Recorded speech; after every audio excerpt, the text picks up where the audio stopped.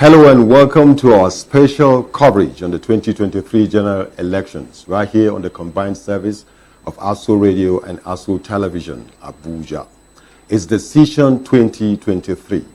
My name is Adams Momo and my colleague Ifunanya is in the studio. Yes, my name is Ifunanya Amafili. Mr. Adams, it's so exciting that finally, the D-Day has arrived. Yes, right? After several months, of the release of the timetable, for the 2023 general elections, finally the D-Day is here. It's a day that Nigerians have with destiny, right? A day that we have the opportunity to select the president of the next president of this country, as well as members of the National Assembly. But this election is an election like no other. Looking at what is going to happen today, we have 87.2 million estimated voters who will be trooping to about 176,000 polling units. Yes. There is about 1,491 constituencies, and all of this will happen in 774 local government areas. So this is a very important election.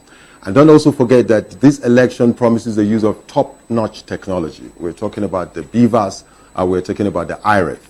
You understand? So your vote will count, and my vote will count in this election. So the question I'm going to be asking those who are joining us is, I believe that you have your PVC handy at this moment, and I believe that you're heading towards your polling unit at this moment. So on the combined service today, we're going to keep you company, both on radio and on television. Remember that ASO Television is on Star Times, channel 392, is on, DSTV, channel 392, yes. Star Times, channel 127, Free TV, channel 507, and UHF, channel 38. So we'll keep you abreast. We're going to go on a break now. When we return from the break, we have a guest in the studio, and we'll also be debriefing our reporters who we have scattered all over Nigeria. Please stay tuned.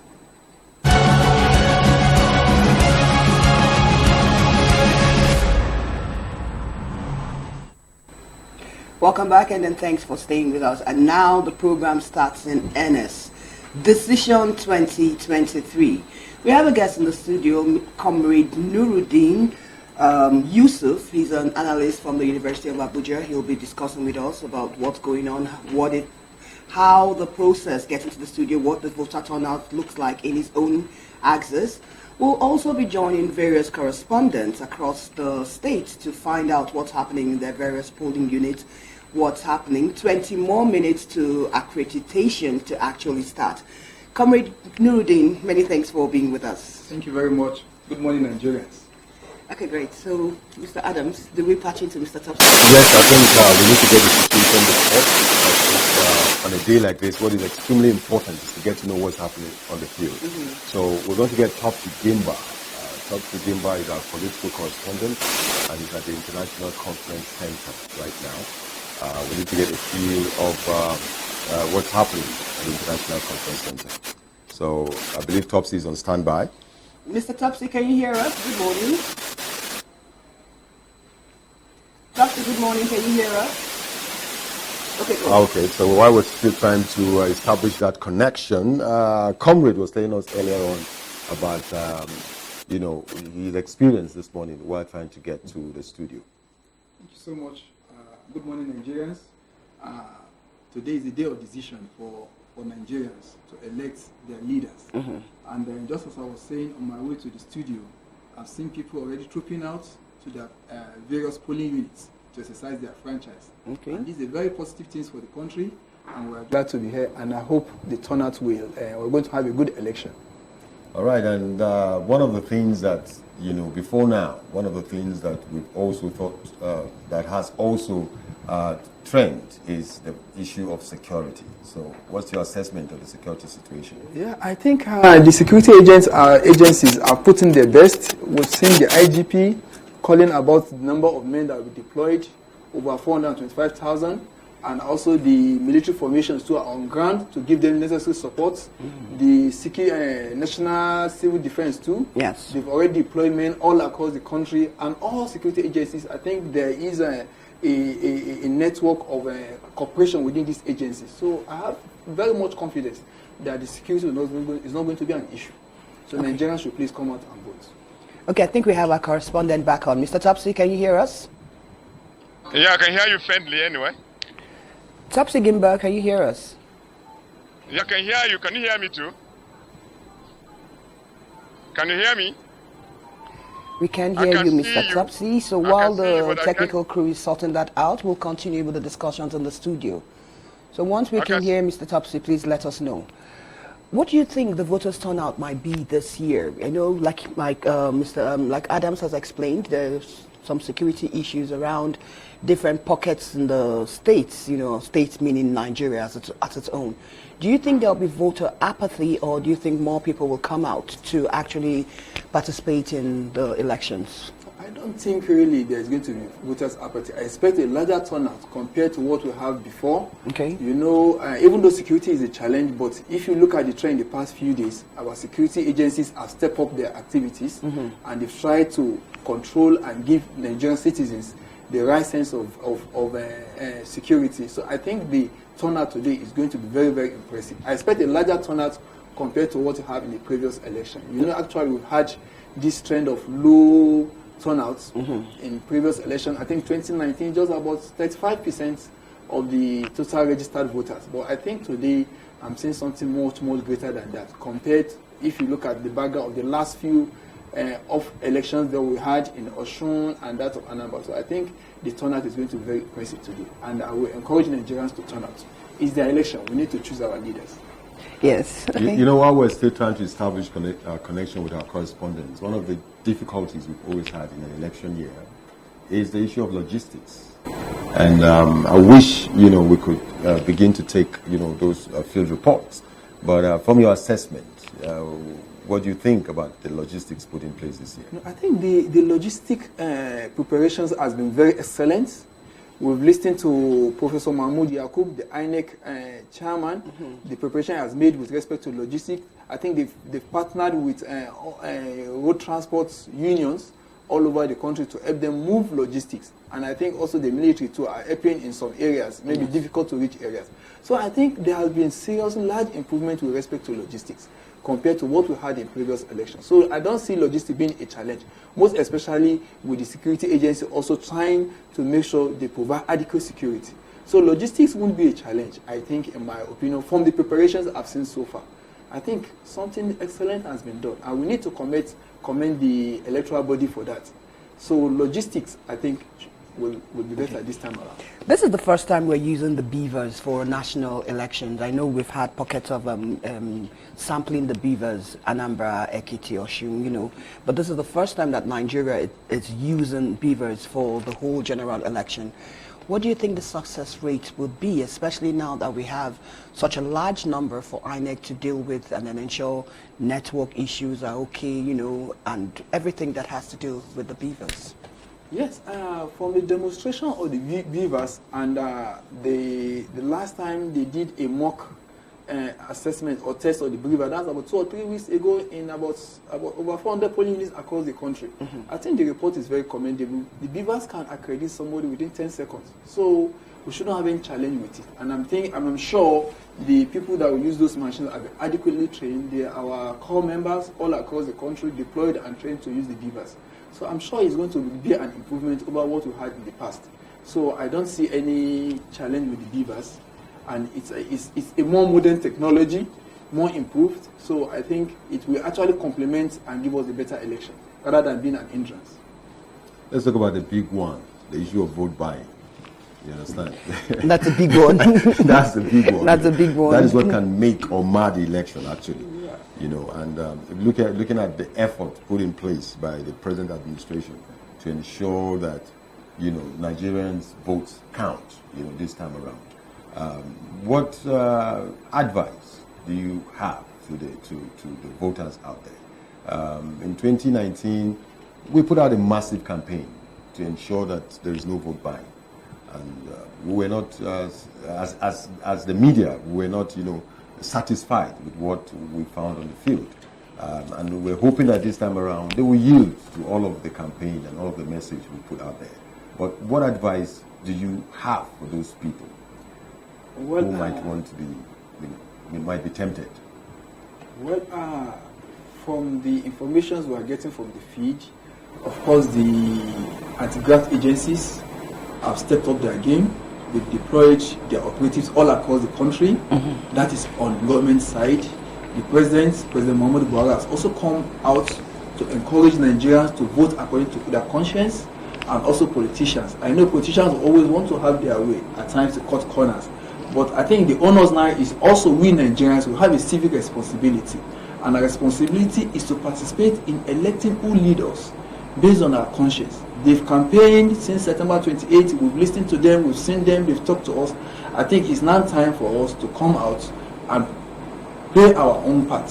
And what is our own part? To come out to vote based on who we believe can lead the country right. So it's also our own responsibility. Government have done its own part, secretary have done their own part, and if we think we will send people that are doing this, also government also giving dedicated phone lines which you can call to lay complaint or things like that, even with security agencies and things like that. So I will urge Nigerians to come out and vote according to their conscience.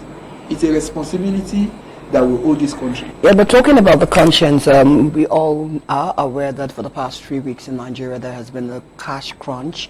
A lot of people haven't had access to, cash itself. There have been some successful online transactions of banks, but not having liquid cash. And people have been faced with a lot of hardship. Don't you think this would also play in being sympathetic towards vote buying, where you find people looking for as little as 500 naira, and then people actually bring this cash? Do you think this would have any effect on the turnout, even when people don't truly want to sell their vote, but they're forced by, other present needs to access those funds that the politicians might be throwing around? I agree with you, actually, that it may impact, but it's just at the level of theory. We've not really have records or studies to show the impact. But theoretically, from your explanation, I think it could. But if you look at it, we still need to appeal to Nigerians. We know in the past few weeks, there has been cash scarcity in the economy, and it has really impacted negatively on the lives of Nigerians. But I think too, these are initial glitches, pains that we may have to endure while government is sorting out some of those challenges. But it implies on we Nigerians to also do our own part. While government is doing its own part, we also need to play our own part. So theoretically it may, but I think by and large it will not going to have much impact on this, especially when even those cash has been made difficult for politicians to access. So I think people the politicians or the leaders will actually emerge based on the impact of what they've told Nigerians they can do and how they be able to present themselves, rather than that of vote buying. Okay.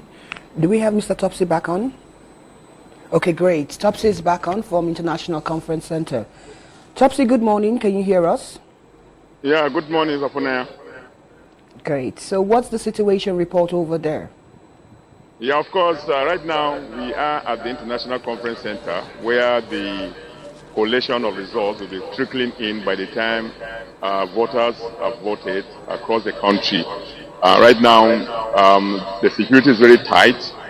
For you to have access to the city center, assuming you are driving, you'll be crisscrossing around before you finally see a place. For instance, when we came in this morning, we had to pass very far from ICC, and then we trek to the ICC, and then at the gate of the ICC, you will see so many security personnel mounting the gate, checking you where necessary before you finally go into the building itself. Right now, the place is very tight, but of course, we are told by the officials of the INEC that at about 11 o'clock, we'll be expecting the arrival of the national chairman of INEC, Professor Mahmoud Yakubu, will be coming, and at about 11 to 12 o'clock, he'll be going around some polling units to supervise, and then he comes back and address the press to a certain extent. So that's exactly what we have this morning. But of course, the place is very conducive. Most of the streets inside Abuja are completely dry. What you can see, only the uniformed men and journalists who are moving around to ensure they do the right thing at the right time. That's the way it is right now at the International Conference Center. All right, Topsy. For the benefit of those who do not know what's happening at the International Conference Center, can you please tell Nigerians what is happening at the International Conference Center? Yeah, International Conference Center, which I did say initially that this is where really that it has been chosen for the collection of results for this 2023 presidential and national assembly election. Like I did say initially, the place is well manned by security men. For you to have access to the building, you don't just have access to it easily. Yesterday in the night, we were here till about after 8, 9 before we were asked to leave because another identity card was given to us, far more than the one we received earlier. This is the one that security checked you in before you have access to the building. But of course, if you check around within the building, you will see security men. You don't just drive in there. You park your car very far off from the building, and then you take in. For instance, if you are coming through the War College, you park your car at the War College. And if you are coming through Area 1, driving towards the military headquarters, you park around that side, and then you take in. Wherever you are coming to the city center, particularly where the venue of the place is, that's ICC, you don't have to just drive in, you walk. And then they will now be closely monitored. By the time you get to the gate of the ICC, again, you will be subjected to some check before you're allowed to get into the building. As it is now, I'm standing outside the entire International Conference Center. Inside already, it has been well arranged. The audio systems are there, and the seats are there for people to now sit down while the results will be collected across the country from state to state. So that's the way it is right now at this moment. All right, we are aware that accreditation will begin any moment from now, and after that the voting will start proper. Do you have an idea of when the collation will begin? It's likely to begin. Yeah, usually according to what he said yesterday when he briefed journalists, he said the election start exactly 8:30 and to stop at 2:30. But if any other person that comes before 2:30 will not be voted, will not be allowed to vote for him. I mean to say. And again, if you have been there in the line before 2:30, whether the election is going to end by 4 o'clock or 6 o'clock, you'll be there. But you cannot come and join the queue when it's already 2:30. So the election starts exactly 8:30 this morning, and then to stop at 2:30. Except for those who have been on queue before 2:30, we're allowed to vote. And INEC chairman equally said those who don't have PVC do not at all go closer to their polling unit. And then they provided a way of how to assess your polling unit. There's a number. Okay, we'll still establish connections with Topsy Gimbal once you can sort out that glitch. Comrade Nuruddin, from what he's saying over there, at least he's our first-hand, he's there directly, so he's our eyes and ears there. Do we have confidence that INEC is truly prepared for these elections? Because there's this belief that this is the election of all elections. You know, I don't think Nigerians have had so much excitement for any elections as they've had towards this 2023 elections. INEC International Conference Center, do you think they're giving the right message to Nigerians that they're fully ready to collate all this information and transmit adequate results to give the impression of a free, fair and credible election? Yes, I have no doubt and I have very confidence that INEC is ready. Okay. They've said it at several forums, and now we are seeing it live. INEC is ready, and they are going to give us an election that will be free, fair, transparent, and credible. So Nigerians, just as said, should come out. So please come and vote and choose their leader. Nigerians with PVC. Yes, Nigerians with PVC. We have about 87.2 million or something. But let's talk about that number with PVCs, because when we see this 87 point something million, you actually expect that, that you should get at least maybe 70-80% of voters turnout. But sadly, over the years, we haven't seen the voter turnout comparable to the number of registered voters. Why do you think Nigerians still have apathy, despite the fact that we have 87.2 million registered voters already? Well, so many reasons could adduce to these reasons, or to why we have this voter apathy. Many people still believe that their votes won't count.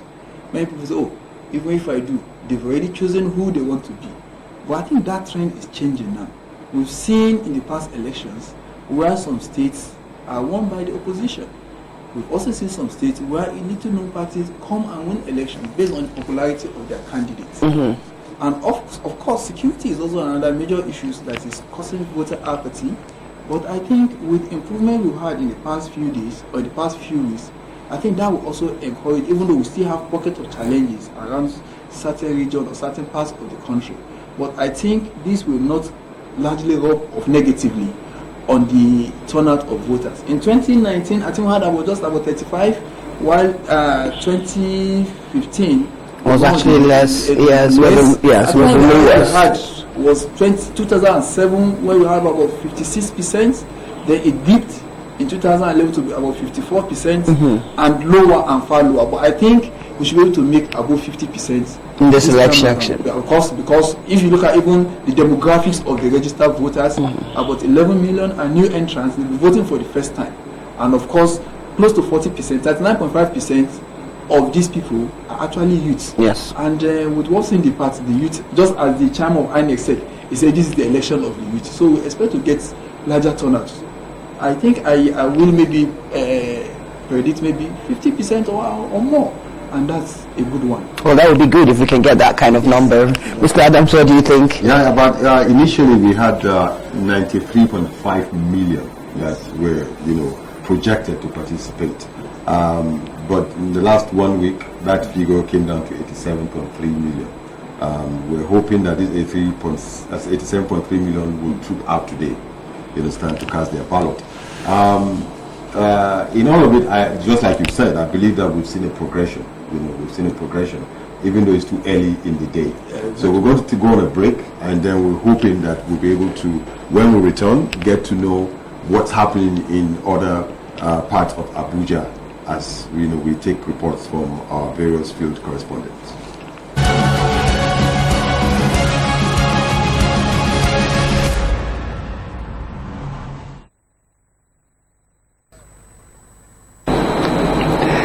Welcome back, and then Decision 2023 continues. Mr. Adams, we were talking before the break. Yes.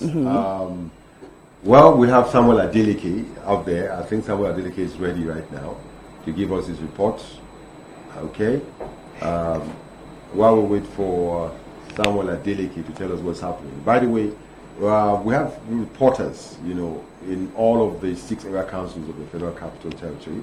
They're all on standby, and even far beyond the capital city, we have reporters, which we hope, as we progress throughout today, we'll be receiving field reports from them.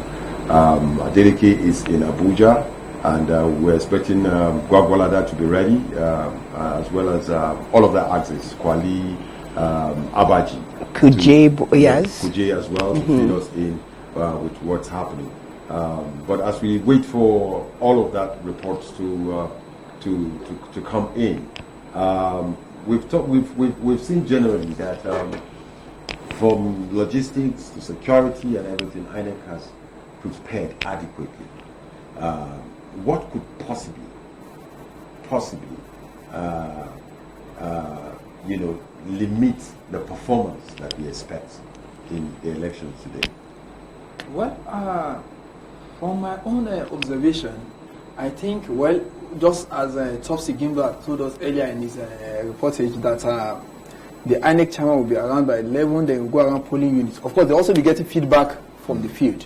And of course, one of the things that if you have larger turnouts than usual, I'm sure they will make adequate preparation for this. Then, of course, too, other things could be maybe unresponsive beavers machine.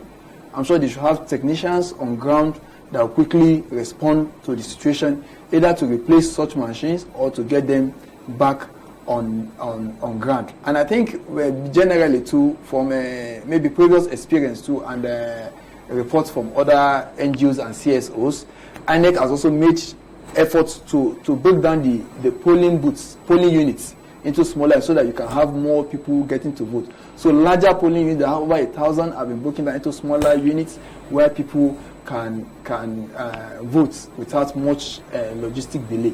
But if the turnout is far larger than we expect, I think maybe there may be an extension with respect to the time limit, or for everybody on queue, just as you said earlier, to be accommodated to vote. Because if, for example, you have a polling unit where you have over 1,000 or more people, yes, and you have about 800, 900 turning up and things like that, initially, before they settle down, it gets a bit rowdy. We have to also acknowledge that. So crowd control could be an issue and things like that. And of course, you may also have, when we use the word, stubborn voters who maybe they couldn't locate their polling units, may cause some disruptions initially and things like that.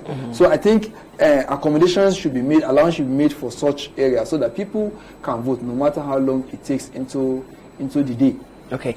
Mr. Samuel Adeleke, are you back with us now?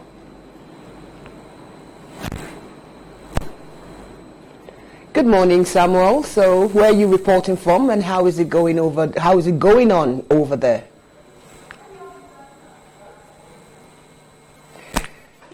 We haven't established an audio connection with Samuel, so once we do that, then we'll come back to you. Samuel, can you hear us?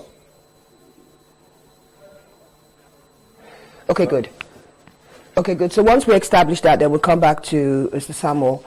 I'm happy you talked about crowd control as being one of the factors that we might see, and then people not really knowing where their polling units are, even though INEC had given a very easy window, from your phones, you can actually know where your polling units are. And then, of course, every polling unit has its list of accredited voters on it, so you have, and that has been there since not today, But crowd control, with over 106 security personnel deployed around the country in all the polling units, do you think that's adequate security for just in case we have a crowd surge or we have miscreants? There can be no ballot snatch in this period, but we always have, unfortunately, miscreants around units. Do you think we have adequate security to deal with all this if it happens? Well, policing the country has actually been a challenge. And that's why we as citizens too also have to play our own role. And playing our own role is what some of the provision has been made. If, for example, now you're given an opportunity to identify your polling unit days before the election, it's also your civil duty to have known that. So you just walk straight to your polling unit. Because we need to complement the effort of the security agents so that we don't also complicate their work. So we have a role as citizens to play in also doing that and being civil in our destiny. If we are supposed to queue up, we queue up and wait patiently. We waited long for this day. So we need to also conduct ourselves properly for that. So that it makes the job of the security agents a bit more easier. But truly, with the large number of polling units, over 176,000, spread all over the country, we can't have enough security for every polling unit. It also depends on us as Nigerians to do this. But based on also, these numbers are actually that of policemen. We still have civil defense. They are complementing. Yes, civil defense is actually 21,000. Exactly. Yes. We have civil defense. We have the military forces too, giving backup and even helping in logistics. So I think I'm very confident that the security preparation is adequate. Let's find out if our correspondent has been connected. Mr. Samuel Adeleke, are you with us now? Good morning. We still can't hear you. I think if you can hear us, something is muted in your axis, so maybe you should sort that out. Yes, so... These are some of the challenges we're likely to experience today, talking about technology and all of that. You made a statement earlier on. You said that there will be no ballot box snatching today. But that's what we've been told. You can't bet that because some people Will they snatch the beavers? Some people are seeing the analog. So, but it's important that we put out this information. Yes. There is no use snatching the ballot box on the stand because in the first place, yes, absolutely not useful to you because the beavers has the functionality to be used first for accreditation and to also be used, to send all of this information to the portal. So it's important that we put out that information for someone who might be thinking of snatching it. But can they tamper with the beavers? Can they alter the beavers? I'm not techie like that, but what do you people think? If people can think of snatching ballot boxes, do you think they will try and, vandalize or From the demonstration of the beavers, it is almost practically impossible. Good. To do that. And of course, the beavers also have both online and offline functionality. Okay. So if, for example, in the process of accreditation, the system went offline, it will still continue to function normally, and whenever the system is restored, it automatically uploads all accredited voters. Okay. So it's almost practically useless now for you to think of snatching the ballot papers. And I will also advise anybody that is thinking of that to please change his mindset. We've moved beyond that. The era of ballot snatching, ballot box snatching is over. Just go out there, conduct yourself civilly, and just vote. And if you wish to stay behind, stay away 200 meters according to INEC. Okay, and 300 meters. 300 meters. Yeah. Observe what is going on, but don't disrupt the system. Okay. Don't disrupt the system. Let's see if our correspondent is with us. Samuel Adeleke, are you with us now? He's not ready. Okay, great. Once we have any other correspondents, please let us know, because we would like to know what's happening in all the corners around Nigeria, especially with our correspondents in the FCT, so they can keep us abreast. It's about 10-15 minutes into the accreditation. It's a mouthful. Accreditation, yes. So it's about 10 minutes into it. It started by 8:30. So it'll be very interesting to hear from our correspondents, whether people have started having issues or it's going seamlessly, the faces have been recognized by the beavers, or their thumbprints are being recognized, then they can now actually start the voting process in depth. So it'll be good to know what's happening. Those in the field should, let us know what's happening in the studio. It's very, very important that as you go out this morning, I'm hoping you're listening to us on ASO Radio as well, because you can't take your television set to the polling unit. So I'm hoping that you're listening to us, through ASO Radio. And it's important that you insist that the accreditation process, that you are accredited using the beavers, is extremely important. Some of the issues that has happened over time is because in some polling units you find staff who might be frustrated using the beavers. Sometimes they come under a lot of pressure if the beavers malfunctions. Okay. And for every student of technology, you know that technology will always malfunction. That's why your phone sometimes will not, function properly until you reboot and all of that. Now, under that pressure, some staff who are still in the analog realm might decide to do accreditation using manually. Yeah. If that happens, you stand the risk of your votes being avoided. So Nigerians should not allow themselves go through that process. Like the question you asked earlier on, can there be a problem with the beavers? No. They cannot even be overvoted. But when you hear about all of those issues, it's because because of some kind of pressure, some kind of accreditation has taken place without the use of the beaver. Okay. Now, when those accredited using the beavers does not correspond with those who have cast their votes, then there's a problem. So it's important that as we continue to educate Nigerians this morning, you understand, you insist you have to go do the accreditation using the beavers. I'd like to ask, what would happen if the beavers don't work at all in a polling unit? Will the elections in those places be registered, recognized? What happens if the beaver fails to work? Because like he said, technology is technology. Sometimes it's 100% efficient, and then sometimes you just have one glitch. We've seen it even when we're trying to establish connections, with people in the field, and then you can just have a glitch and it affects it. What would happen if the beaver in a particular polling unit fails to work? What's INEC's solution to that? Yeah, normally there is a backup. Okay. There's always a backup. I know I've monitored the election in Kogi and some part of Abuja, and also I've been an active participant in some of those elections. Okay. And I know some of my colleagues in university are actually also doing that right now as I'm talking to you.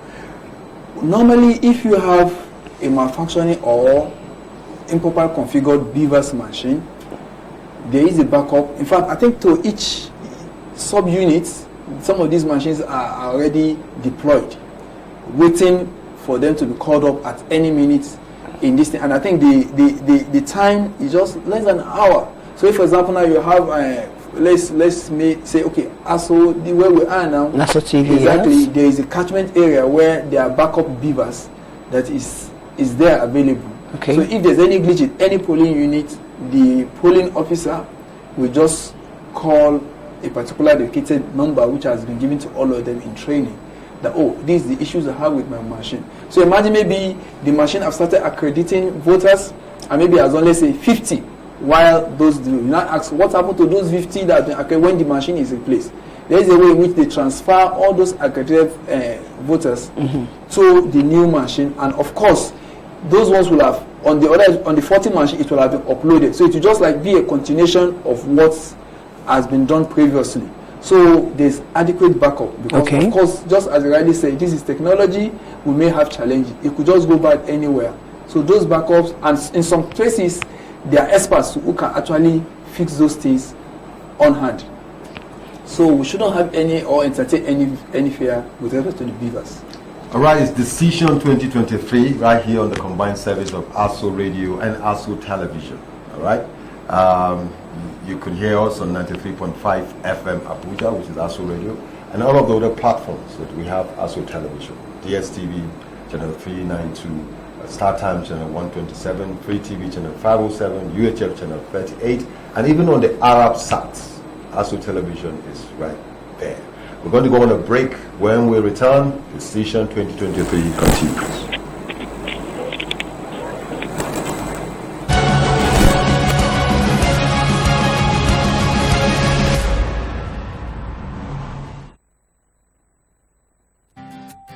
The INEC Bimodal Voter Accreditation System, BVAS, will be used for verification and authentication of voters on election day.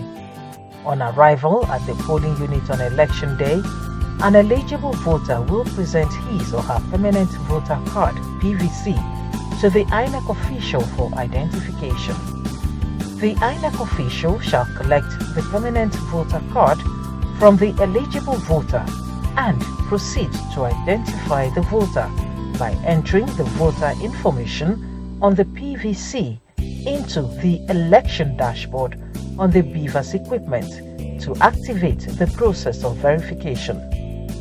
If an eligible voter is genuinely registered and belongs to the designated polling unit, the BVAS will identify the voter.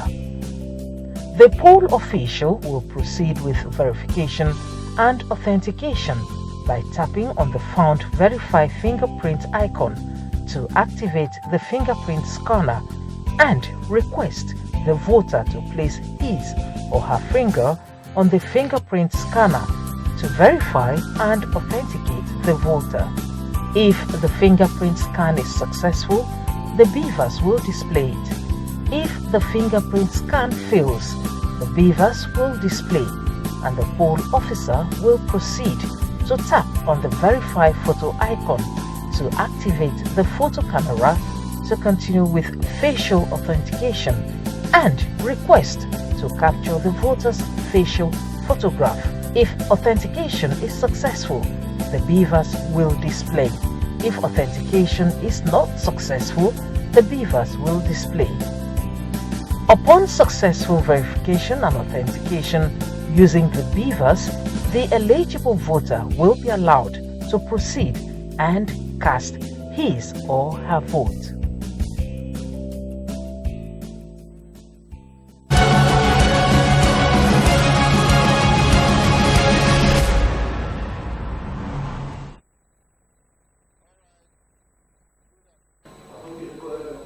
Decision 2023 continues on the combined services of ASO Radio and Television.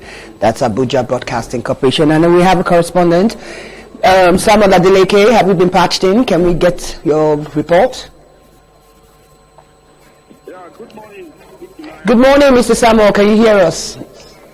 Yes, I can. Awesome. Could you tell us where you're reporting for and then what's the situation report there? Okay, I'm at LEA Primary School 1 in Adobiko, Gwarimpa. And as at 8:49 a.m., no electoral materials, no INEC officials here.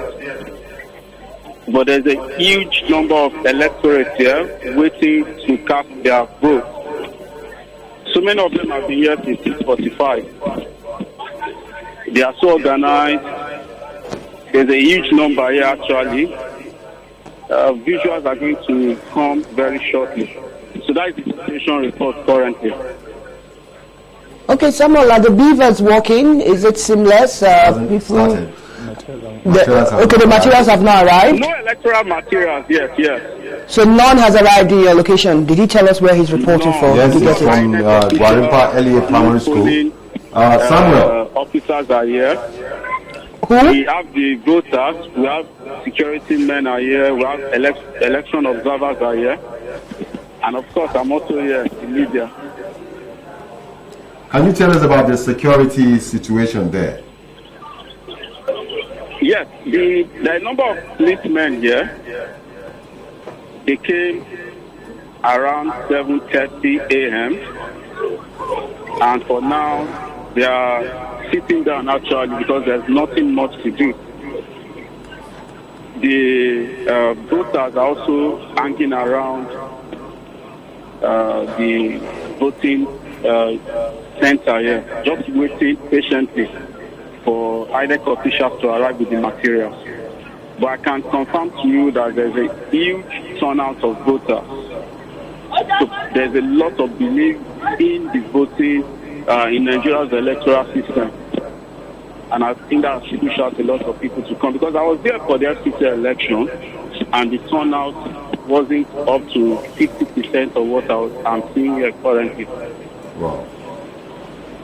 Okay, has he spoken with any INEC? Have you spoken with any INEC officials? Have they said when the material should get there? Because of course it should have started since 8:30. None of them is actually on ground. So has anybody given feedback on when they should be expecting the voting materials in that area? No, none yet. The party agents themselves are also worried actually. I've spoken to a number of them. Okay. Then a number of them are around for various political parties. So everybody's just patient, hoping that the materials will arrive on time. Now, this same polling unit for the FCT election, the materials actually got here quite early. And it's one of the oldest polling units, polling centers in Gwarinpa. And so, but everyone is hopeful that as soon as possible we will get material. So I will give a feedback. I will also visit a number of other polling centers around to also see what is going on there and report back to the studio with visuals. All right, Samuel, compare the security situation, the security men, the boots on the ground in this election compared to the last election. Is there an improvement? Since you said there's more than 50% increase in the turnout. Yes, there is a marked improvement in the number, but much more also is that the people are making the job quite easier for the security agents. They are well coordinated. People are coming, just organizing themselves, taking numbers, so that when the materials arrive, they will know what to do. So the arrangement is quite okay. Now, on my way to this place also, other situation reports, the market is closed because there's a market nearby here. So markets are closed, the shops are closed, in line with the no movement order. The roads are empty actually, except for vehicles of officials on essential duty. So everyone is complying, making the job quite easy for the security agents. Okay. Samuel, what would you say the demography of voters are? Did you say there are more men or more women present? We know women usually are the ones who are, majority at the polling units, but that's mostly in the rural areas. So in Gwarinpa there, would you say more women or more men are out there to exercise their civic duty? I'll go for a 50-50. Now, let me also report quickly that from those I've spoken with, apart from arriving here quite early, like I mentioned it earlier on somewhere here, as early as 6:45 a.m., a lot of them are also voters who have not voted for a long time. But I believe, or like what they told me also, like some of them mentioned that there's more belief now in the system, so they are returning to vote. I also spoke with an election observer who told me that from the few places and the report she has also gotten this morning, that the high turnout is because of the more introduction of technology, that there's huge belief in the process. So a lot of people that had not voted for a long time are back now to vote in this election. Then there is also high turnout of first-time voters. That is something I've observed this morning from those I've spoken with. The feedback they've given me, first-time voters and those who have stopped voting for a while, they've come out today to vote because they believe so much in the system. And that is also why they are waiting patiently, that no matter how long it takes for the materials to arrive there, they will cast their ballot. Okay. Let's talk about the security, security you have over there. Do you have armed security personnel, and then how close are they to the polling units? Are they close by or just standing at a safe distance and then observing quietly? Okay, for now, we only have men of the Nigeria Police Force. There are about 6 of them here. But they are either sitting, most of them are actually sitting down because there's nothing much going on for now. So since the INEC officials are yet to arrive to set up, so when they set up and accreditation begins and voting, I'll give further updates. But none of them is carrying any weapon actually. Okay. Okay. All right, yeah, he's not supposed to carry a weapon at the polling unit. Yeah. So, but you didn't answer that question. Are there women? Are there a lot of women in that place? What is the percentage, just at a glance, at a glance, of women compared to men?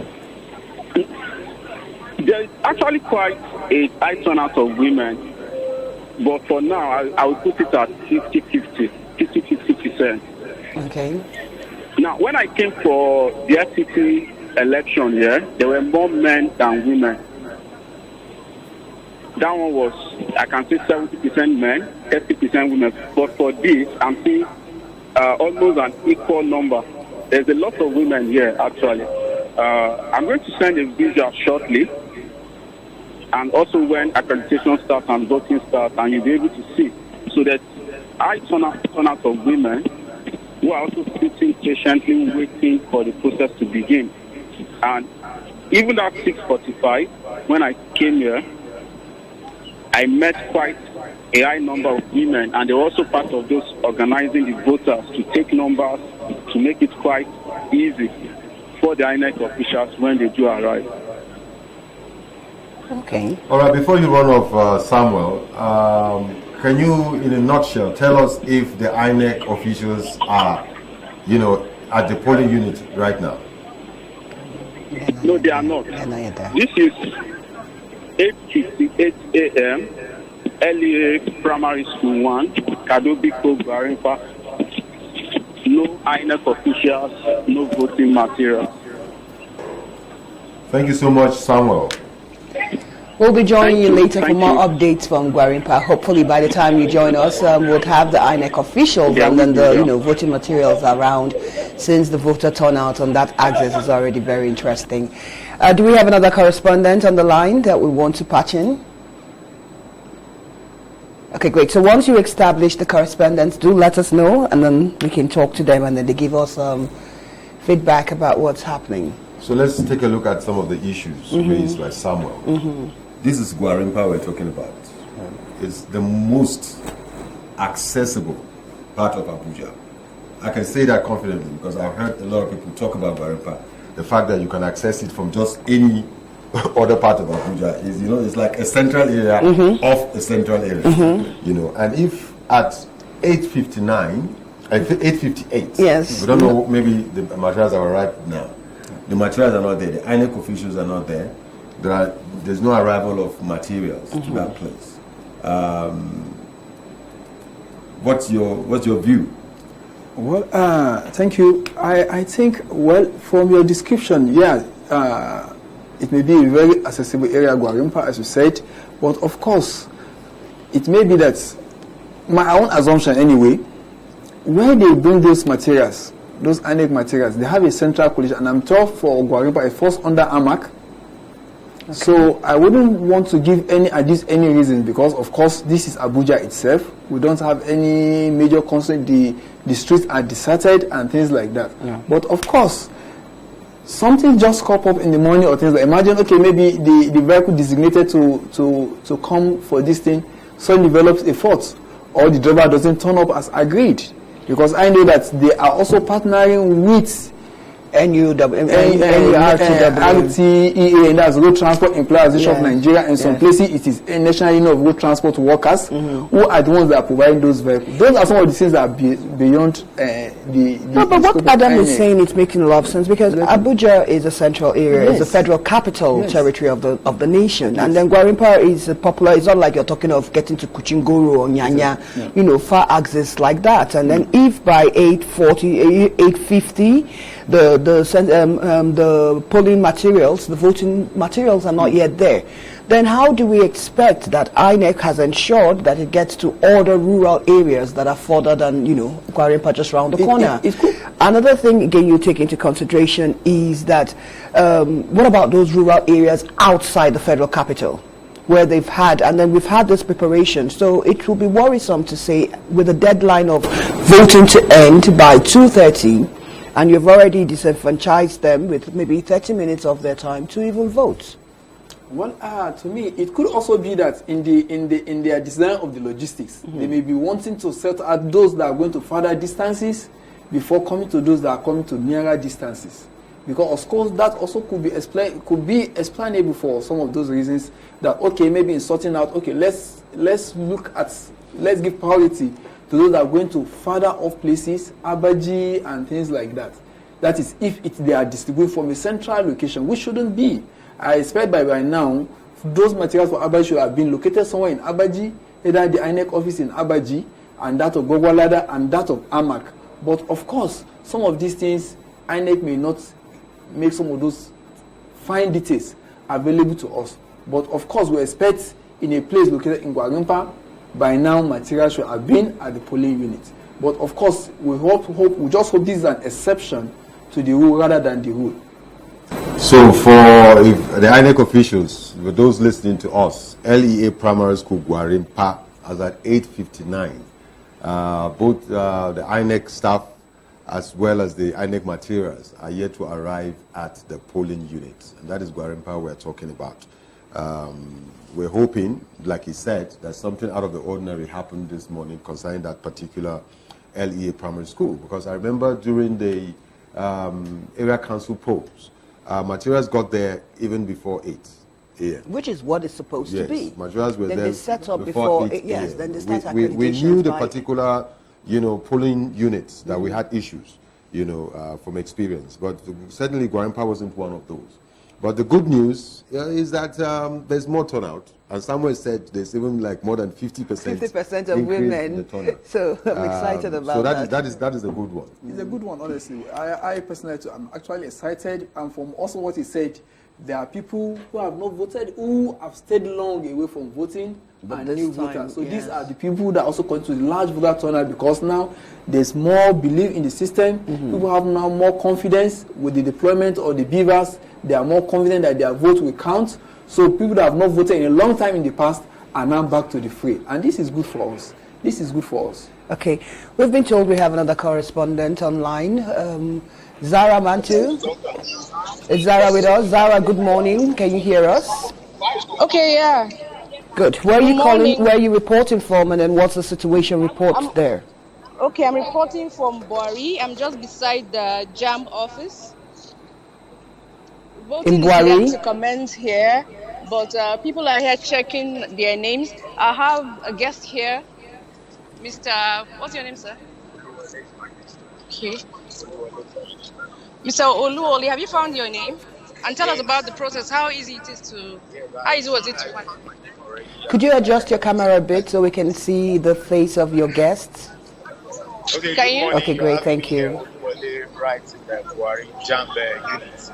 I would just say that the process is so seamless and very easy. The staffs are here on ground already pasting their name in each of the units, and you can just walk to the unit you belong to and check your name. Like even before I came here, I've already checked mine online. So having checked online already direct me to the unit, so I find it easy to locate my name and my particular unit this morning. So I really give kudos to INEC this time around. I think they are free on top of their game this morning. Thank you very much. You're welcome. Thank you. There are different units here. They made it very easy. There are like 4 or 5 units here. You just go and check your name according to alphabetical order. About 4 polling units here. You just go check your name according to alphabetical order. If you don't find your name in this booth, in this unit, you move to the other unit. As you can see, this is another unit. There's another one over like there. There are about 2 over there. We have polling observers, units do we international have observers, in as well as local observers, EU, ECOWAS, and a lot of them are over here. Like how many voting points do we have in that polling unit? Sorry? How many voting points? About 4 here. But if you move down, most of the polling units are quite close to each other, just a walking distance, actually. There are about 4 where I'm standing, just in front of JAM office. Did the accreditation start on time in that Not yet. Where you are in the access where you were in Buhari near JAM office? Did the accreditation start by 8:30? Nothing has started yet. They're still trying to set up. And you can see the ad hoc officials are just trying to set up as it is right now. Okay, so no accreditation has been done. Nobody has started voting, but they found it seamless in just tracking their names and the polling units. Nothing has started. They're still trying to set up. People are just checking their names. Okay. And there's quite a number of security men on ground. Yeah. From what we see on ground, what would you say the voter apathy is like? A lot of people come out. I can see quite a number of people in the background. So do people really come out for this election, for decision 2023? Everybody wants to decide. What's the voter apathy like there? I would say the turnout here is quite high. It's quite high. A lot of people have come out to vote. It's quite high. Coming in through Buhari, we noticed a lot of people coming out to check their names. Voting have not started yet, right? But they're all coming out to check if their names are on the list. Okay. All right, Zara, we would appreciate if you can get us someone who is going through that process. If we can get to speak with that person. As someone who might have checked his name, her name on the register. If you can share that experience with us, we'll appreciate that. If that's possible. I didn't get you. We'd like to talk to someone there, like an eyewitness, who's actually going through the process of checking his name. And I know you got one guest for us, but we'd like to hear more from other people around you. Maybe a woman this time. Let's hear what she has to say and how it goes for her. Very good. Good morning, madam. Have you seen your name or you're still checking? Have you seen your name? You've not checked? You've not seen your name, madam? I've not. You see, I have not seen my name or my sister. I've been here. Is this supposed to be your polling unit? It's my polling unit. I'm 001. Did you check the code that INEC sent, the 4-digit code? No message was sent to me. No, not sent to you. There's a 4-digit code in case, they've changed some polling units. That is what I was told. So have you checked? Now my phone is down because where will I start? I copied it out and now my phone is down. I've checked all over. They say it's in alphabetical order. I saw AB and they jumped to AU. So I'm AGP. Up till now, I've not seen my name. I've checked all around. But I want to cross over now because I find that 15 names appeared over there. So that is where I want to go now because I have to cast my vote today. So there is it today. What about you, sir? Have you seen yours? So this is what I just did. Where will I stand? Next step. I learned that they are giving numbers. This is another voter who hasn't seen his name as well. I think there are a few of them that haven't seen their names yet, but a lot of them have seen their names and have moved to where the accreditation will start. Okay, at least we can see you're helping out too and giving them voters advice and checking the right codes and checking other things. Hopefully they would be able to find their names in the right polling unit. What about the security there? I know I saw a couple of civil defense when the camera was panning around. What's the security situation like there? Do we have enough security personnel manning those polling units you're showing us this morning? The network is a bit shady, but I think you are talking about security. Yes, security, quite yes. A number of security men around where we arrived. Let me move to where some of them are. There's some. Don't go too close. Yeah, I know.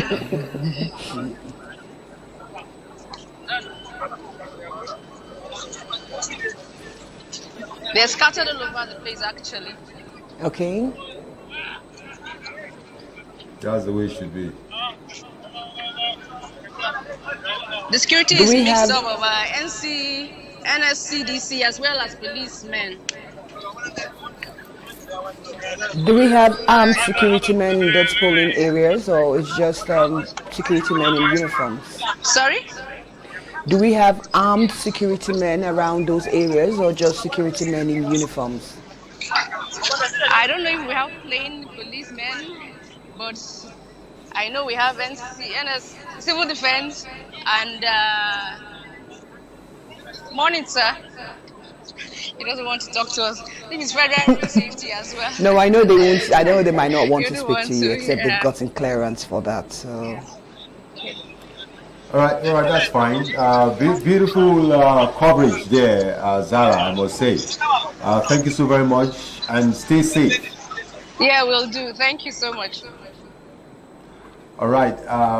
There are a lot of information that is classified, even in a coverage like this. So, for every polling unit, there must be armed security men stationed around. Okay. Right, but they're not permitted to be there because that's like a form of intimidation when you hold a gun. So they're supposed to be like a certain distance away, just monitoring things. There are certain distance, the armed ones. There are certain meters to the polling unit. You have the unarmed ones. So for anyone who is thinking, I heard it on ASU TV, there are no armed men there. Don't try it, okay? Don't even think about it. Now, something happened in Buhari during the area council polls. Okay. There was this set of people who were on the queue who now said they will not cast their ballot until they get paid. That was in the area council poll. And so we are hoping that Buhari this time around, that we have this high turnout, people will conduct themselves in such a manner as to understand the responsibility that they have, as citizens of this country, to elect the next set of leaders. But you've seen what's happening in Buhari. It clearly shows that this election might spill over.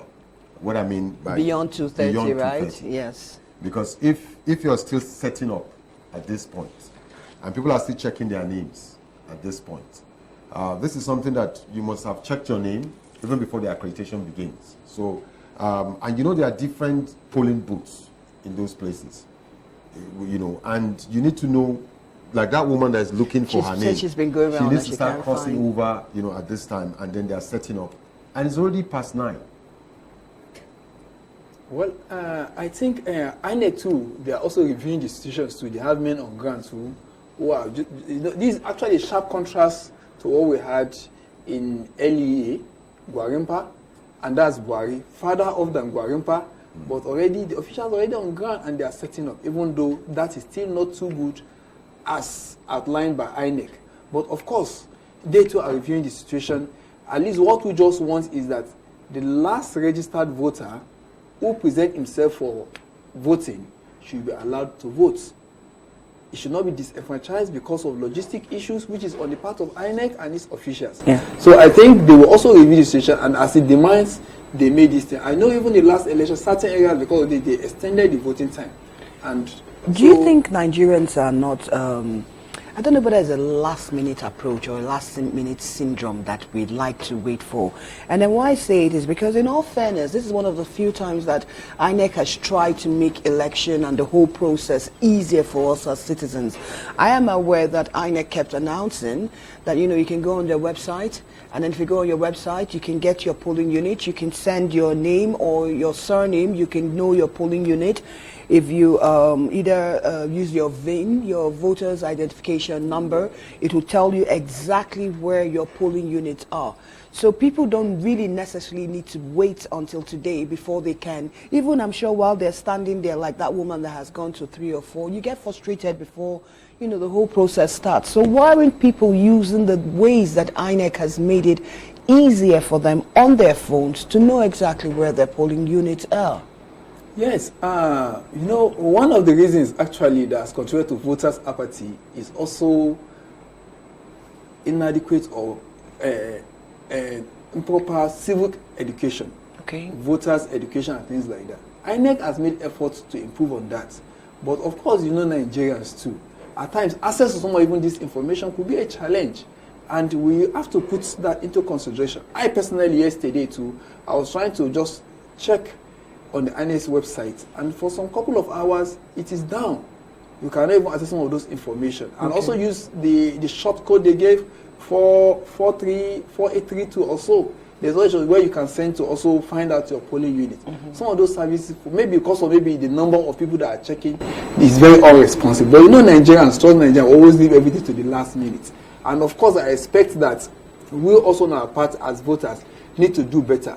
We shouldn't leave things to the last minute before we start getting it, but this should be anticipated because of for various reasons. Most Nigerians actually also have to go out every day to fend for their living. So people find it difficult to leave off work, even for public servants too. Most places you still work till the end of close of work yesterday, and most places don't even give you that opportunity to go and do some of those checking. But we should actually use technology. From the tap of your phone, you can get your voting center. You can also know the address and things like that. So we should embrace that and use that moving forward. Okay, we've been told we have another correspondent patched in. Who's with us? Who's joining us? Hello, who's joining us? Hello, good morning. Okay, Ile Imeje is joining us this morning. Good morning, Imeje. Can you hear us? Yes, I can hear you. Awesome. Tell us where you're calling from and then what's the situation report over there. Okay, right now I am at the EFA polling unit in Dakwa area of Abuja. And as you can see behind me, the voters have been waiting for some time, but the INEC officials just drove in and they are trying to set the place up. But they just placed the accreditation form for people to confirm their name and to start the voting, the accreditation process right here. Okay, it seems that INEC is running late too behind their schedule in most of the polling units that we've had. But what's the voter presence like? Do you have a lot of people there? I can see a small crowd behind you. Do you have a lot of people who have actually come out to, perform their civic duties of voting today? There's a lot of turnout around here. They have been waiting for some time now, and more people are coming in. We have a lot of turnout here at the polling unit in Dakwa area of Deide. Okay, great. I can see. What's the security situation like? Is it peaceful? People are just waiting? Are the tensions rising, or just patiently waiting for INEC to set up before they, start their accreditation? Yeah, the security situation here is very, very calm, and there are policemen on ground, and there is no problem of any sort at all. It's a calm situation here. Okay, can you interview one or two people? Let's have their own thoughts about, what the elections are like, whether it's been easy for them to trace their names on the register pasted outside. if you can. Okay, whether I can call 1 or 2 people to talk to us. Yes, it'd be nice All right. to get their own experience. Your opinion about what is happening here? I'm just coming to find out about my Okay. Just talk to us. Which unit is this? This is FAB unit. Can you talk to us in the studio how you feel about the whole thing? I'm just coming. I'm just trying to be sure whether this is my polling unit or not. Okay. Is this unit 011? You may confirm from this. Please come and talk to me. All right. There's someone here. You can go ahead and ask your question. Good morning, can you properly position your camera? Yeah, I've been here since morning. Hold on. You are listening, right? Hello? Go ahead. Yes, the camera is cutting off his face. Could you reposition the camera so Yeah, we I've can been get a here good this view morning, of your and guest? when I search for my name and I see my name, I have to step back for a little bit for another people to check for their name. Everything here is calm. Okay, that's good. Have you seen your name on the list? Yes, sir. I said, Okay. Since morning, So I've been here proceeding since to where morning now? to From check after for seeing my your name. name, where are you And now proceeding I've to? seen my name. My name is King Musa Isa from Dakwa State, from Dakwa FIB Estate. Okay, so from you've seen your name on the list. From there, where are you heading to now within the polling unit? We are inside FIB Estate right now. Okay, so after seeing your name, what's the next process? Are you going to go to the Beavers so they can accredit you with your thumbprint or your face? Is that the next process for you? Okay, we're trying to establish better connections with that. But it's very interesting that, everywhere, all our correspondents that we've been speaking to, this is what time is it? 9:21, 1 hour almost behind schedule, and then people haven't been able to start their accreditations with the Beavers. Yeah, I'm sure that there are polling units where materials must have arrived even as early as 7:30 or 7 a.m. You want to be optimistic. I'm very optimistic about it. It's just that sometimes the bad news comes before the good news. That's life, but isn't it? I can assure you that there are a lot of... By the time we get to Maitama now, we get Wuse to... the bourgeois areas. The polling unit, everything is orderly and everything arrives early. So it's one of those things. I think we have someone on standby, right? Do we have someone else on standby? Okay, Queen is still on standby. Awesome. So, Queen, do you want to give us more feedback of how it's happening over there? And if you can hear us, could you please adjust your camera so we can get a good view of your guest standing beside you? Hello? I can hear you well again. If you can hear us, get the camera in a proper angle so we can see the face of who you're speaking. The person is actually taller than you, so we can't see the head.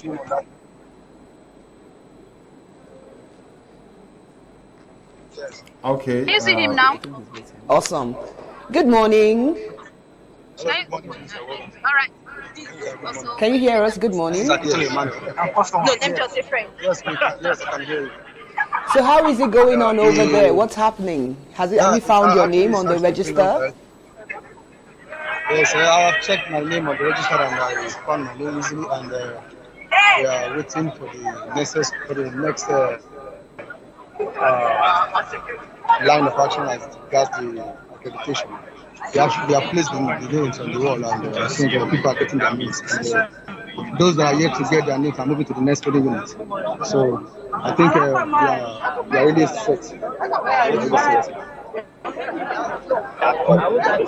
Did you vote in the 2019 elections? I want you to compare whether the crowd then and the crowd now, whether you have more people out today. Yes, I think more people are out today. Okay. I think people are really showing interest. People are really interested in voting. Because most of us are here earlier than and we've been waiting for the officers to come. So it shows the readiness of the people to vote. So have the electoral officers come now? Are they there now? I think they are here because some of them brought the names. They actually placed on the wall. So Yeah, I think they're somewhere sorting whatever they need to sort. Okay, they're just placing the list on the wall for people to check their names The wall, now. yes. Is that what you're saying? Yes, see them. You can see them behind us there. That's what they're doing there. Yeah, that's what they're doing behind. So, okay, we lost that call, right? Are you satisfied with what is going on there? Okay, we can't get Madam Ile, she's off. So that is Dakwa, you know, and like Ifunanya said earlier on, materials are just arriving, lists are just being pasted. It's past 9 already, you know, in the day. And like I said, I'm hoping that by the time we begin to get to the bourgeois area, you understand, we'll be able to have. But funnily enough, it has nothing to do with the distance or where the location is. Sometimes you could get. Do you think is the problem? Sometimes you could get as far as, you know, terrain that is not even accessible, and you see the materials got there on time. All of these have a lot of factors, I believe, from experience. You know, like you said earlier on, with, you know, the logistics, who is driving that logistics in that particular day, and all of the other factors that may play a part, you know, in that particular case.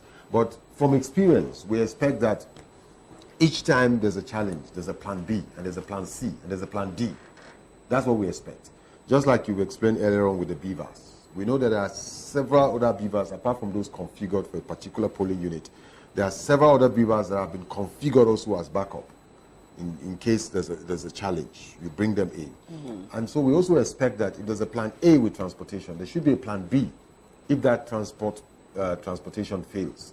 You understand? Because at past 9, if you're just arriving at a polling unit, if you're just setting up, and with that kind of crowd, before people will go through, locate their polling units, begin to cast their ballots, 2:30 might be a tall dream. Especially when INEC is 1 hour themselves behind schedule. That's what I think, that they may be forced to extend. Sometimes, from experience, once we have this kind of issues in the morning, you now begin to hear an extension, which we shouldn't encourage, you know. And then you now find out that much later, when the reports come in, you see that the voting had gone beyond the stipulated time. And all of these are not, they affect the integrity of the process. I quite agree with you. This is a thing of worry, but we shouldn't actually overly be worried about that. You see, the logistic aspect related to transportation is the weakest link from all the plans, which appears to actually also be outside the control of INEC, because they are now dealing with third party now, which are the road transport unions. So it maybe appear, because from the reports we've gotten so far, everybody seems to be ready except that the logistic aspects. Meaning the voters are already out there checking their names, the security agents are on top of their game, they are already up positioned everywhere, we've seen them from the distance, but we're still having issues with moving materials to the polling units. Wouldn't this create voters? Men and materials. Moving men, women, and moving people.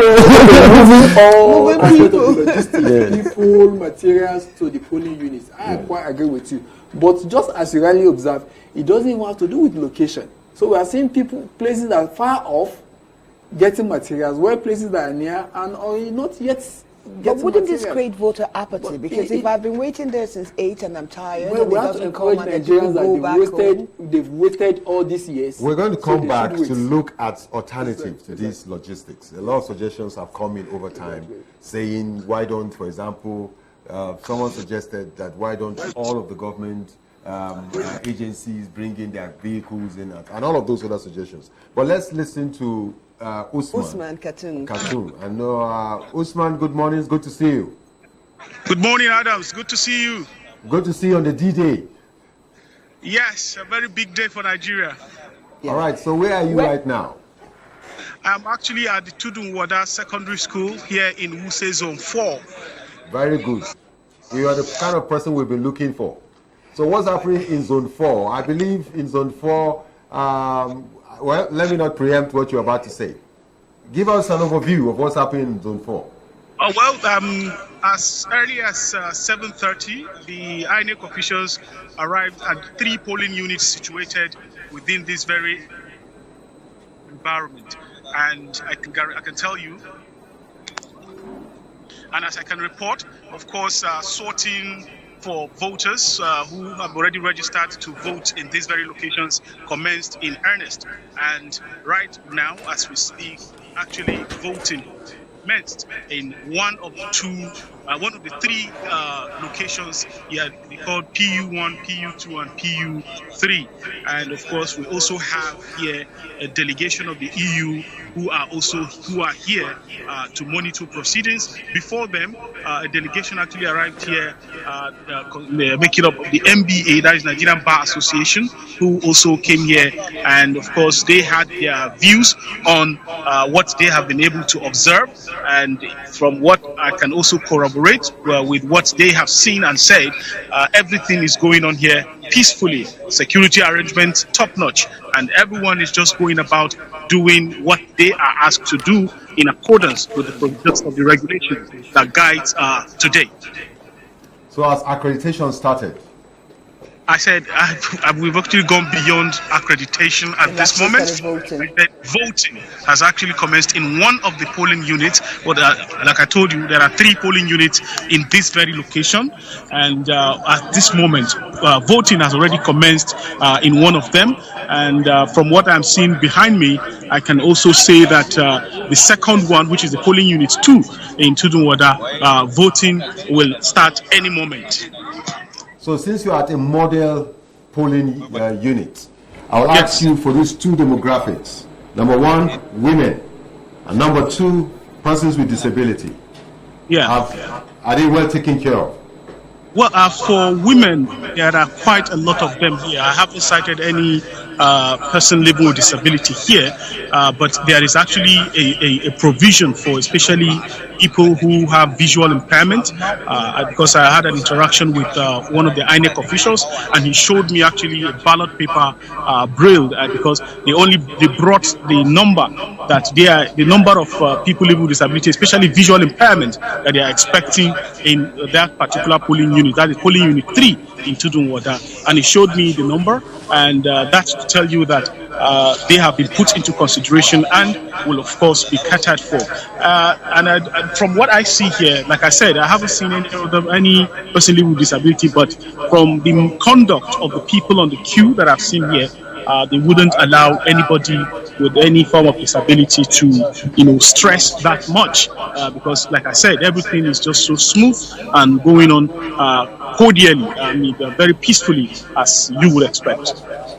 You're the first correspondent that we're talking to that they've actually started voting in his, polling units and everything. Have you heard anybody complain that the beaver wasn't working? I didn't hear that. On their faces or through their fingerprints, have we had any issues with the beaver so far? I didn't get your question. Can you hear me?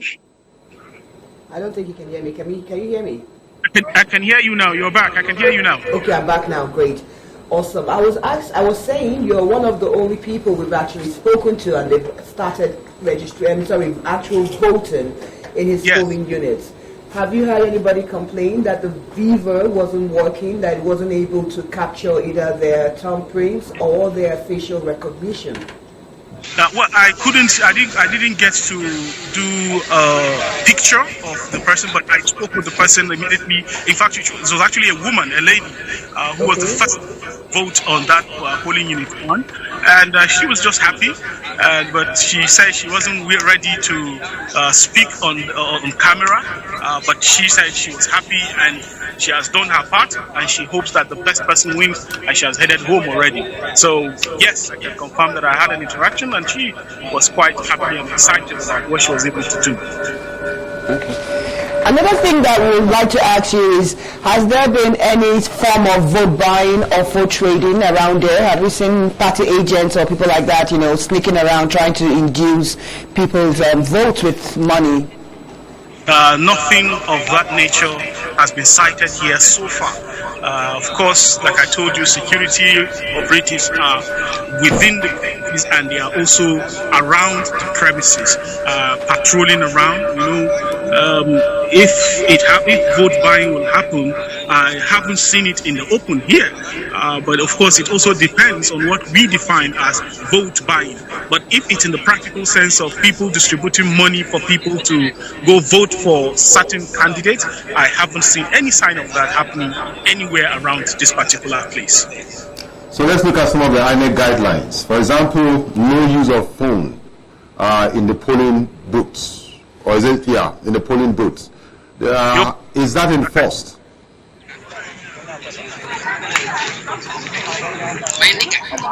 UK, can you hear me? Okay, I can hear you now. So, some of the INEC guidelines, like no use of phones at the polling booth, have you seen that being enforced? Yeah, I've seen quite a number of people, in fact, even going to the polling booth with their phones, and they are taking pictures of whatever is it they were doing. In that, I've seen that practically, actually, from where I was standing and observing proceedings. So I think that particular regulation is the enforcement is quite weak here, but maybe because of the general conduct of the people who are queued here. Recall that this is Who Says on 4, and it's one of the highbrow areas you can mention in Abuja. So everybody here seems to be a bit civil and coordinated. So there hasn't been that enforcement of no use of phone as you would expect in that kind of strict sense of the word. So people actually are using their phones freely, even though, of course, it hasn't in any way showcased any threat to the peaceful conduct of the proceedings as we are witnessing here. So I can categorically tell you that I have seen voters going into the booth. The few people that I witnessed before I got on the line with you, going into the booth with their phones, snapping, in fact, whatever is it they were doing inside that particular space. Yes. Would you say the voter apathy for this year, especially in that polling area where you are, is better than the voters that came out for maybe elections 2019 or 2015? One of the INEC officials I spoke with, from the records they have, in fact, given the timing, especially, people came out very earlier this time around, and they came out in their numbers. Unlike before, I remember in 2019, I came to the particular space also, and INEC officials were just sitting. Some of them were even sleeping on their tables, waiting for people to come. But this time around, the case is different. In fact, they said they actually came to meet voters waiting for the INEC officials to arrive and kickstart the process. So voter apathy, as far as this polling units and this location is concerned, is a no-no. What they are actually witnessing here is quite a lot of people ready to go with the proceedings. Okay, great. I'm happy you mentioned that you had the European Union observers there, MBAs, and I'm sure civil CSOs too, observers are there. Have you been able to interact with any of them to get the feelers of what they think of this whole election process, especially in that axis? Yes, we made an attempt to have a conversation with the head of the EU delegation here, but they said they're arriving. They have to take some time to observe the proceedings, and thereafter, before they leave, they will grant us some interviews.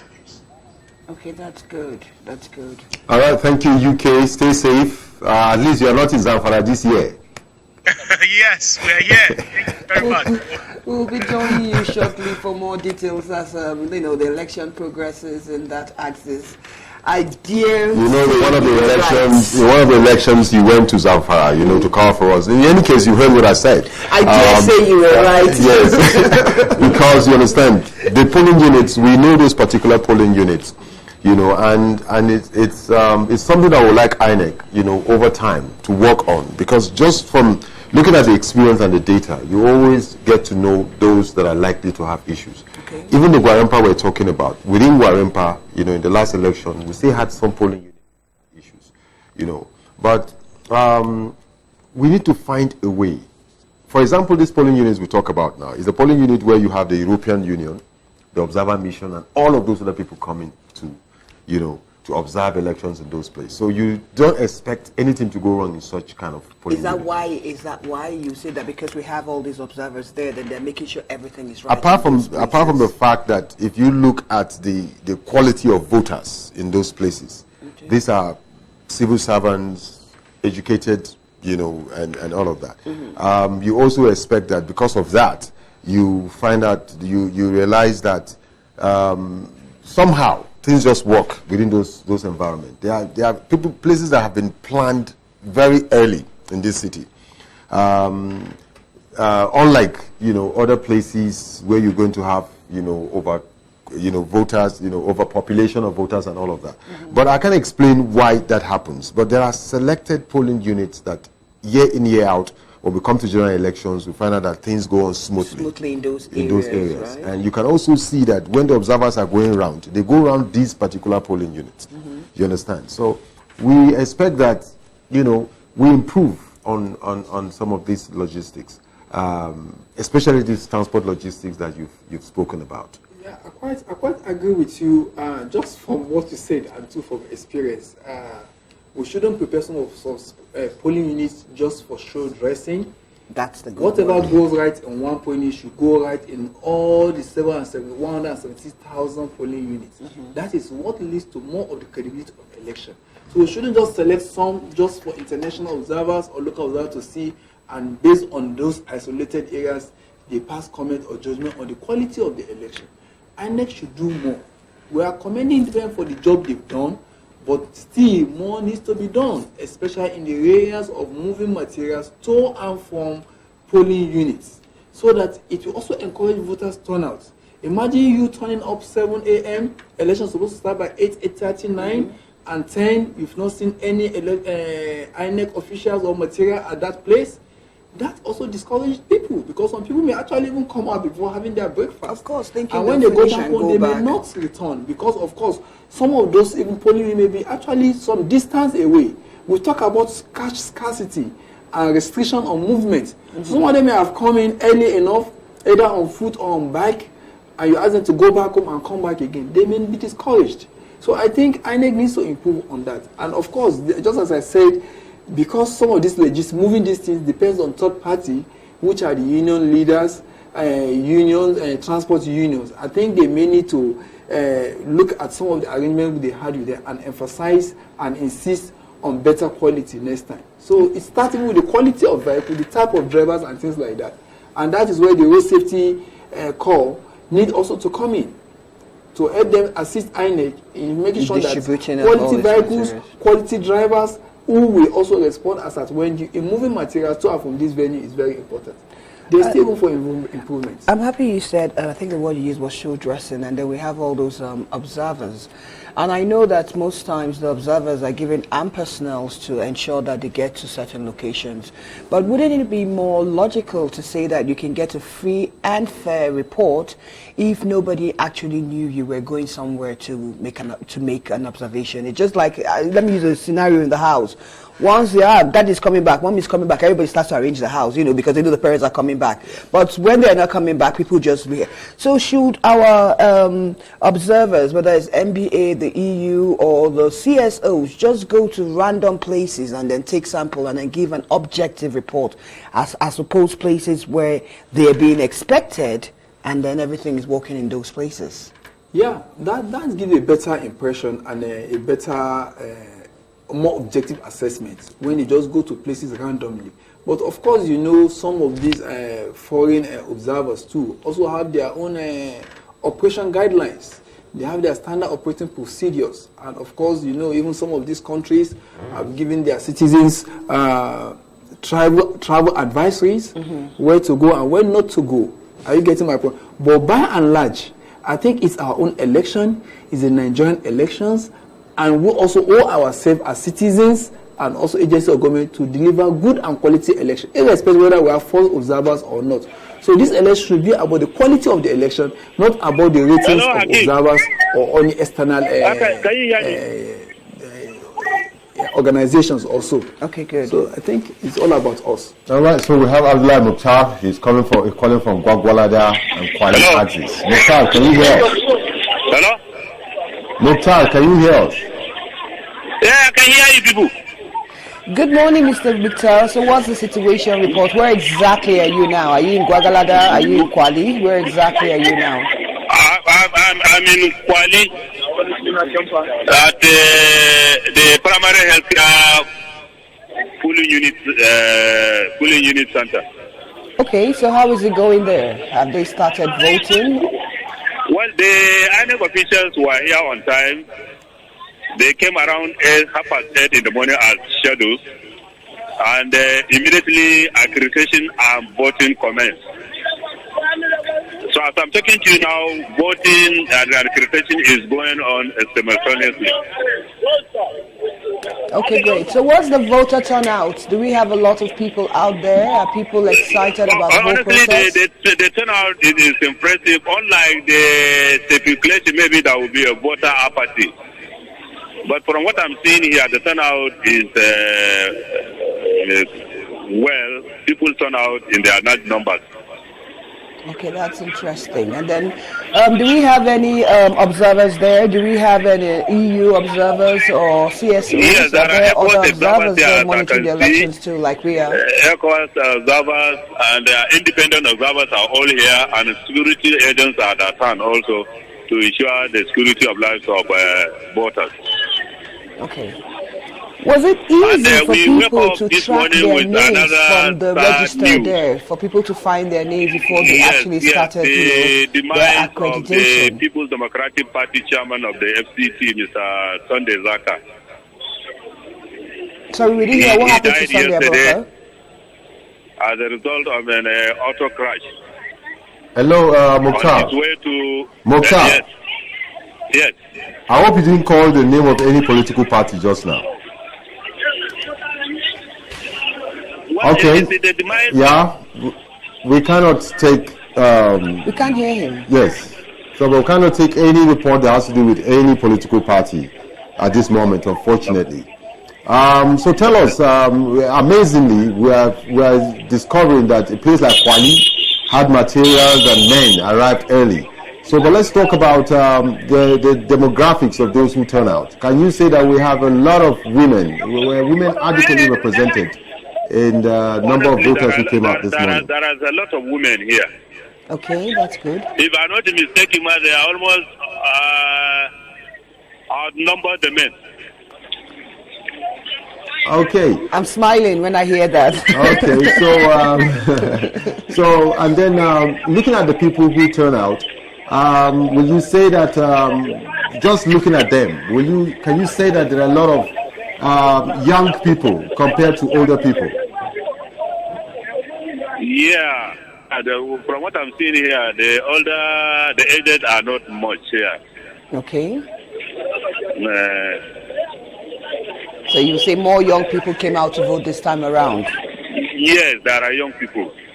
Okay. Yes. So have you had anybody complain about the beavers not working since they've started actual voting in your place? For now, I've not had anybody complaining about the beavers. It seems like in this very polling unit, everything is going on well.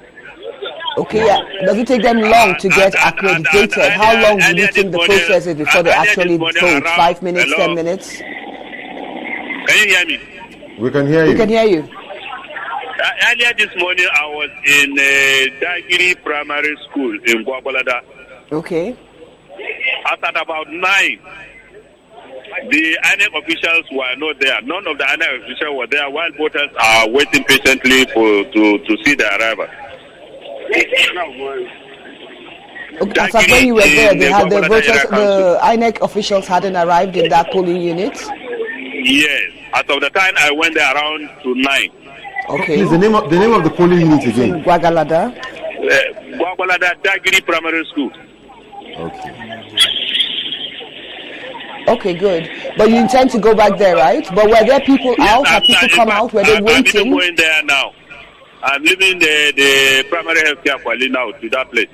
Okay. Then what about the security situation where you are now at Kwali? Is it quiet? Are there enough security personnel around? Honestly, everything is calm and everybody is going about his normal business.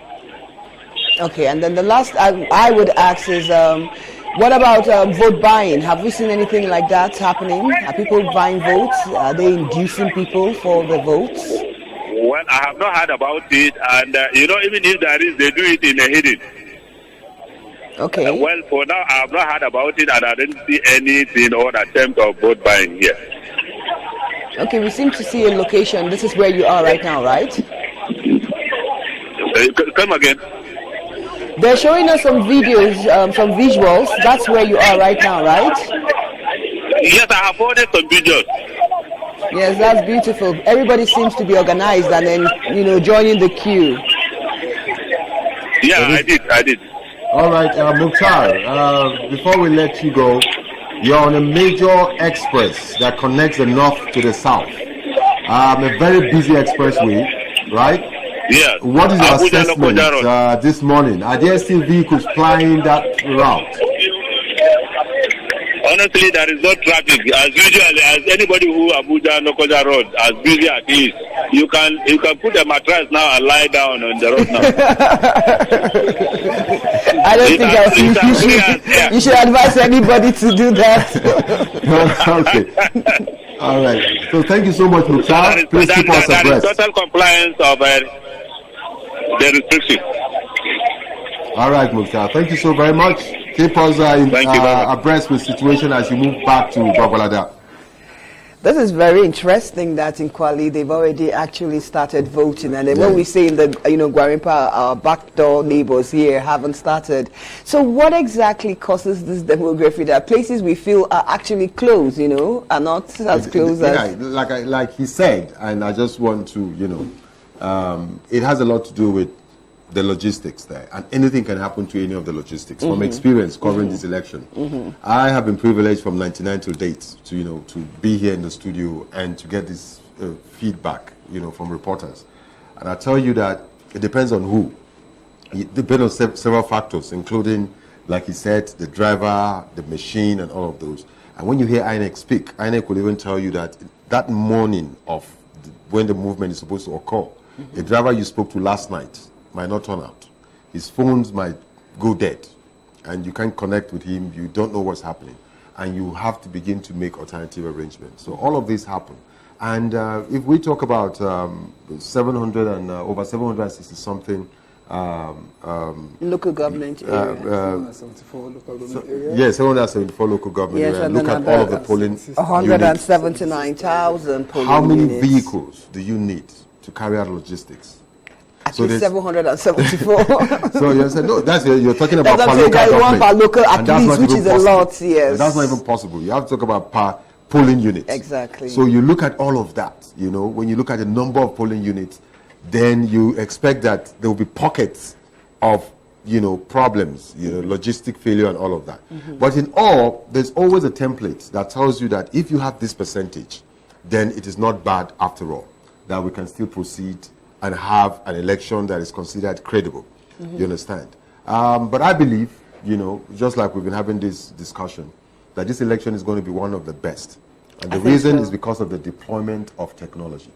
And when you also deploy technology, there is something called the parallel switch over of technology, when you want the old and the new. Yes.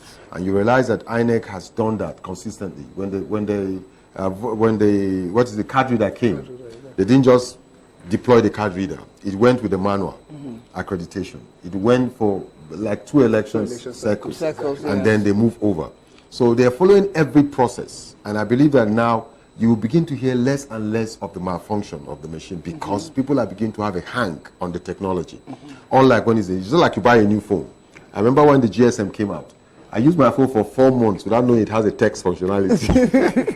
I didn't know you could What are you saying? Even the ones we're still carrying today, most people don't use their phones 50% off. Yes. So 4 months after, someone came to my house and said, I sent you a text. And I said, which text?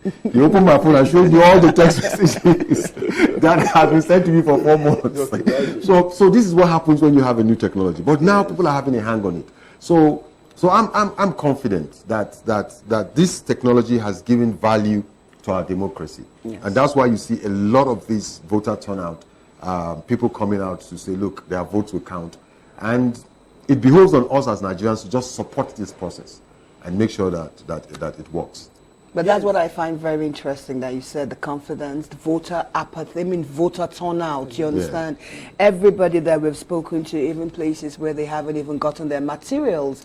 And I like how Usman broke it down that last year, in 2019 he was there, 2015 same place, and you're finding out more Nigerians coming out. So I think it's a great success for democracy, for us as a nation, especially when you marry it with the beavers, the technology that you've talked about. So yeah, this election is going to be very interesting, I believe.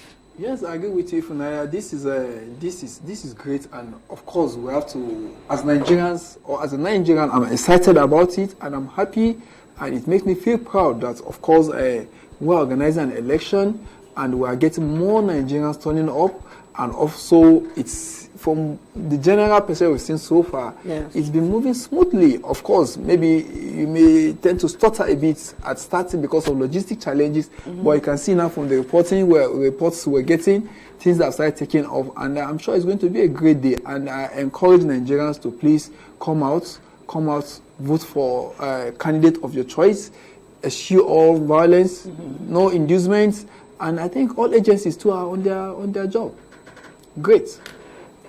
All right, we're going to go on a break, and then when we return, we'll continue to debrief our reporters that we have all over Abuja. As a matter of fact, we have reporters across Nigeria as well, but for now we're focusing on the Federal Capital Territory. Please keep your dial.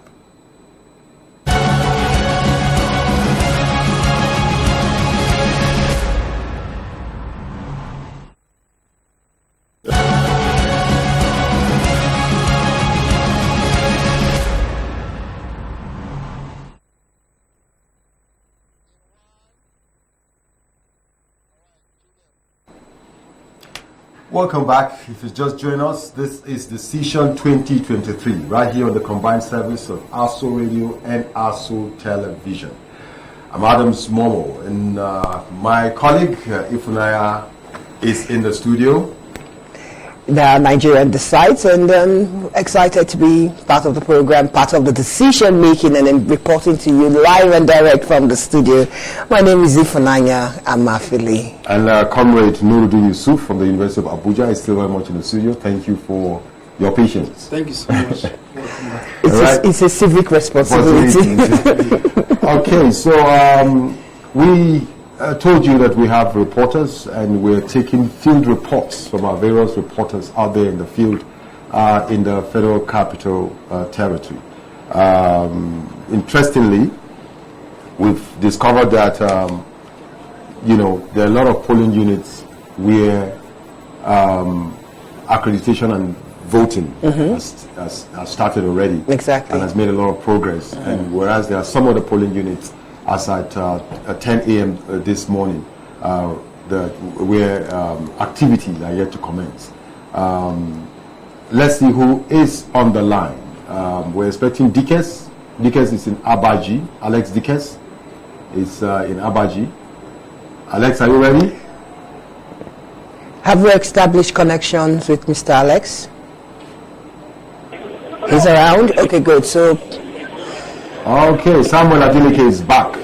Samuel is somewhere in Gwarimpa, and he gave us a very disturbing report earlier today when he said that voting has not started at the LEA Primary School Gwarimpa as at 8:58 a.m. this morning. So let's have an update on what's happening at the LEA Primary School. Samuel, are you still at this LEA Primary School?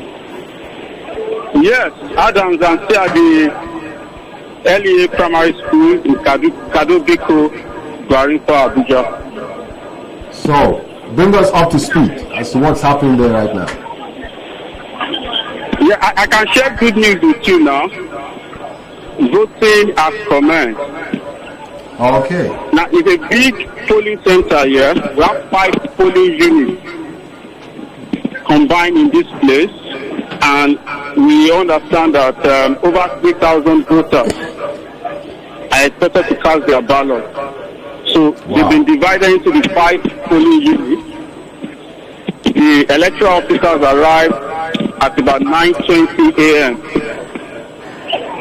And accreditation is ongoing. At the same time, voting is also ongoing. So that is the situation report now. Okay, Samuel, it's good to know that voting has started. So for those that have actually started voting, is it seamless? Is it easier? Is it a smooth process? Yes, it's been smooth so far. The beavers have worked perfectly. They've been able to done the accreditation. Didn't take time at all. And part of it also is people, they've been able to confirm where their polling unit is. There's a list on the wall where people go to confirm which of the 5 polling units in this center they're expected to go to. And it has made it quite easier. So the beaver is working perfectly here at Kadobiko Primary School in Gwarinpa.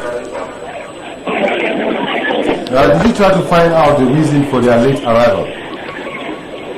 The late arrival of the INEC? I spoke to some of the presiding officers, actually. These are core members. And what they told me was that they found it difficult to find their way. As a matter of fact, some of them went to other LEA primary schools in Gwarinpa. There are 3 LEA primary schools in Gwarinpa. LEA primary school 1 to 3. I mean LEA primary school 1. I will still be visiting some other centers very shortly. So that was the mix up they actually had. So they had a difficult time locating where the school was. So that was the reason for the late arrival, actually. Okay. What about the voters that have turned out? Has the number increased? Is it still the same number, or there's been a decrease for the delay while waiting for the INEC material? What's it like over there? No, not at all. In fact, it seems when people got news, they got wind of the news that materials are here now. A lot of people, more people trooped in. And like I reported earlier on, people are patient. They are so organized and they are waiting to cast their ballot. So they have so much faith in the process, and I think that's been a major factor. So they are willing to wait. Voting is on now, and more people are also coming.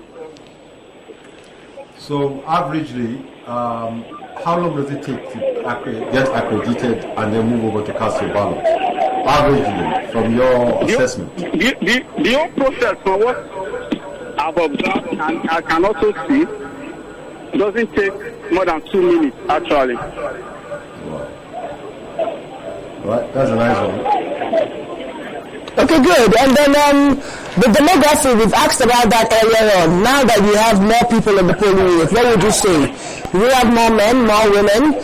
Then do you have you spoken with any observers? Have you noticed that maybe European Union observers, CSOs, or the MBAs? Any discussions with observers for the elections also? Yes. Let me start with the second question. Okay. I've actually spoken with some observers. There are observers from the National Human Rights Commission. I've spoken with them, and 1 or 2 other observer groups are here. Now, all of them are domestic observers. I've not seen any foreign observer yet at this point, but maybe they will still come around before the end of the voting process. So, for the observers, they are also taking note of the turn of events, the late arrival of materials, the security personnel, the conduct of the officials, and of course of the reverse machine and of the voters also. Now, for your first question, from what you see, what I can still see here, it's almost an equal number actually. But much more, there's a high number of young people here compared to previous elections where I've been at this polling center. I'm seeing more of young people here, actually, both young ladies and young guys turning out. All right, Samuel. One of the things we need you to look out for is the issue of vote buying. Yeah. So please keep an eye keep an eye on those strange movements? Yes, I've been doing that discreetly, actually. For now, everyone is conducting themselves in an orderly manner. No case yet. I've not seen any. The party agents here also are more focused on getting people to vote, actually. But I'm on a discreet investigation, actually. If I think there's any, I will definitely report. Okay, Samuel, have you observed anybody using any party insignia around the polling units? Is anybody complying with that directive? Sorry, is anybody flouting that directive by coming out to the polling units with party insignias? No one at all. No one at all. What about the use of phone in the polling booth? Samuel.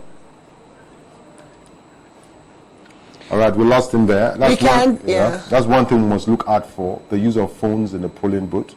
You know, you asked a question earlier on. You said, have you observed, vote buying? Yeah. The truth is that vote buying takes place, permit me to use, in the spirit realm. Because it's a very spiritual. It's a spiritual something. I'm not observing. But if someone uses his phone against the INEC guidelines inside the polling booth, it simply means that there is that intention to transmit to the agents that look actually voted for you. Yeah, I think just to clarify on that, it's actually voting cubicle itself, okay, where you are printing your ballot. So that is where it is prohibited. Exactly. Yes. Of course, within the polling area, absolutely. you can also take exactly. Yeah. So that's what we're talking about. So that people don't take picture of what they actually did, so that they go and transmit. But you had our reporter Usman saying that he actually saw people taking pictures of what they did. So I think if INEC is listening, that is one area they need to, ensure that there's a full enforcement. Well, I think enforcement of that, I don't know, maybe actually because you are supposed to go into the cubicle privately and just do your something. Even security agents are not allowed close to that area. I think this may be the work of the polling unit officers. Maybe somebody standing by to say you can't go. You can't do this. No, you can't use your phone because they may not be able to play this thing. But you can have your phone on you, but certainly not to use it to take pictures and things like that. And I think the polling officers should be up and doing in that area. All right, Joy Annie is there. Hello, Joy. Good morning. Good morning. Decision 2023. Where are you calling us? Where are you reporting from? What's happening there? I'm not sure I got your question very well. Where are you reporting from? And then what's happening there? Okay, I'm standing right at the center of the IDP camp, Area 1, Durumi, and where they have over 3,000 voters. But right now, the situation is there is no polling unit, and one of the leaders is here with me to talk about what the issues are. So I'll just put him so he'll tell you exactly by himself.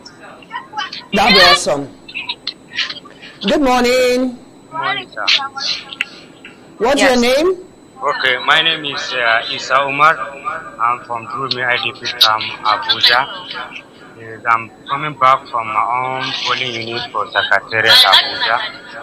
So the problem of this IDP camp in the polling unit, there's no polling unit here in this area. Why the number of the population is almost 3,000 plus, most of them they have a PVC. But because of the trade, well, there is the problem.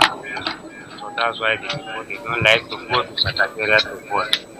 But the help that I need from the INEC is only bring the one polling unit here because all my people, they came out to vote. I think that is the case.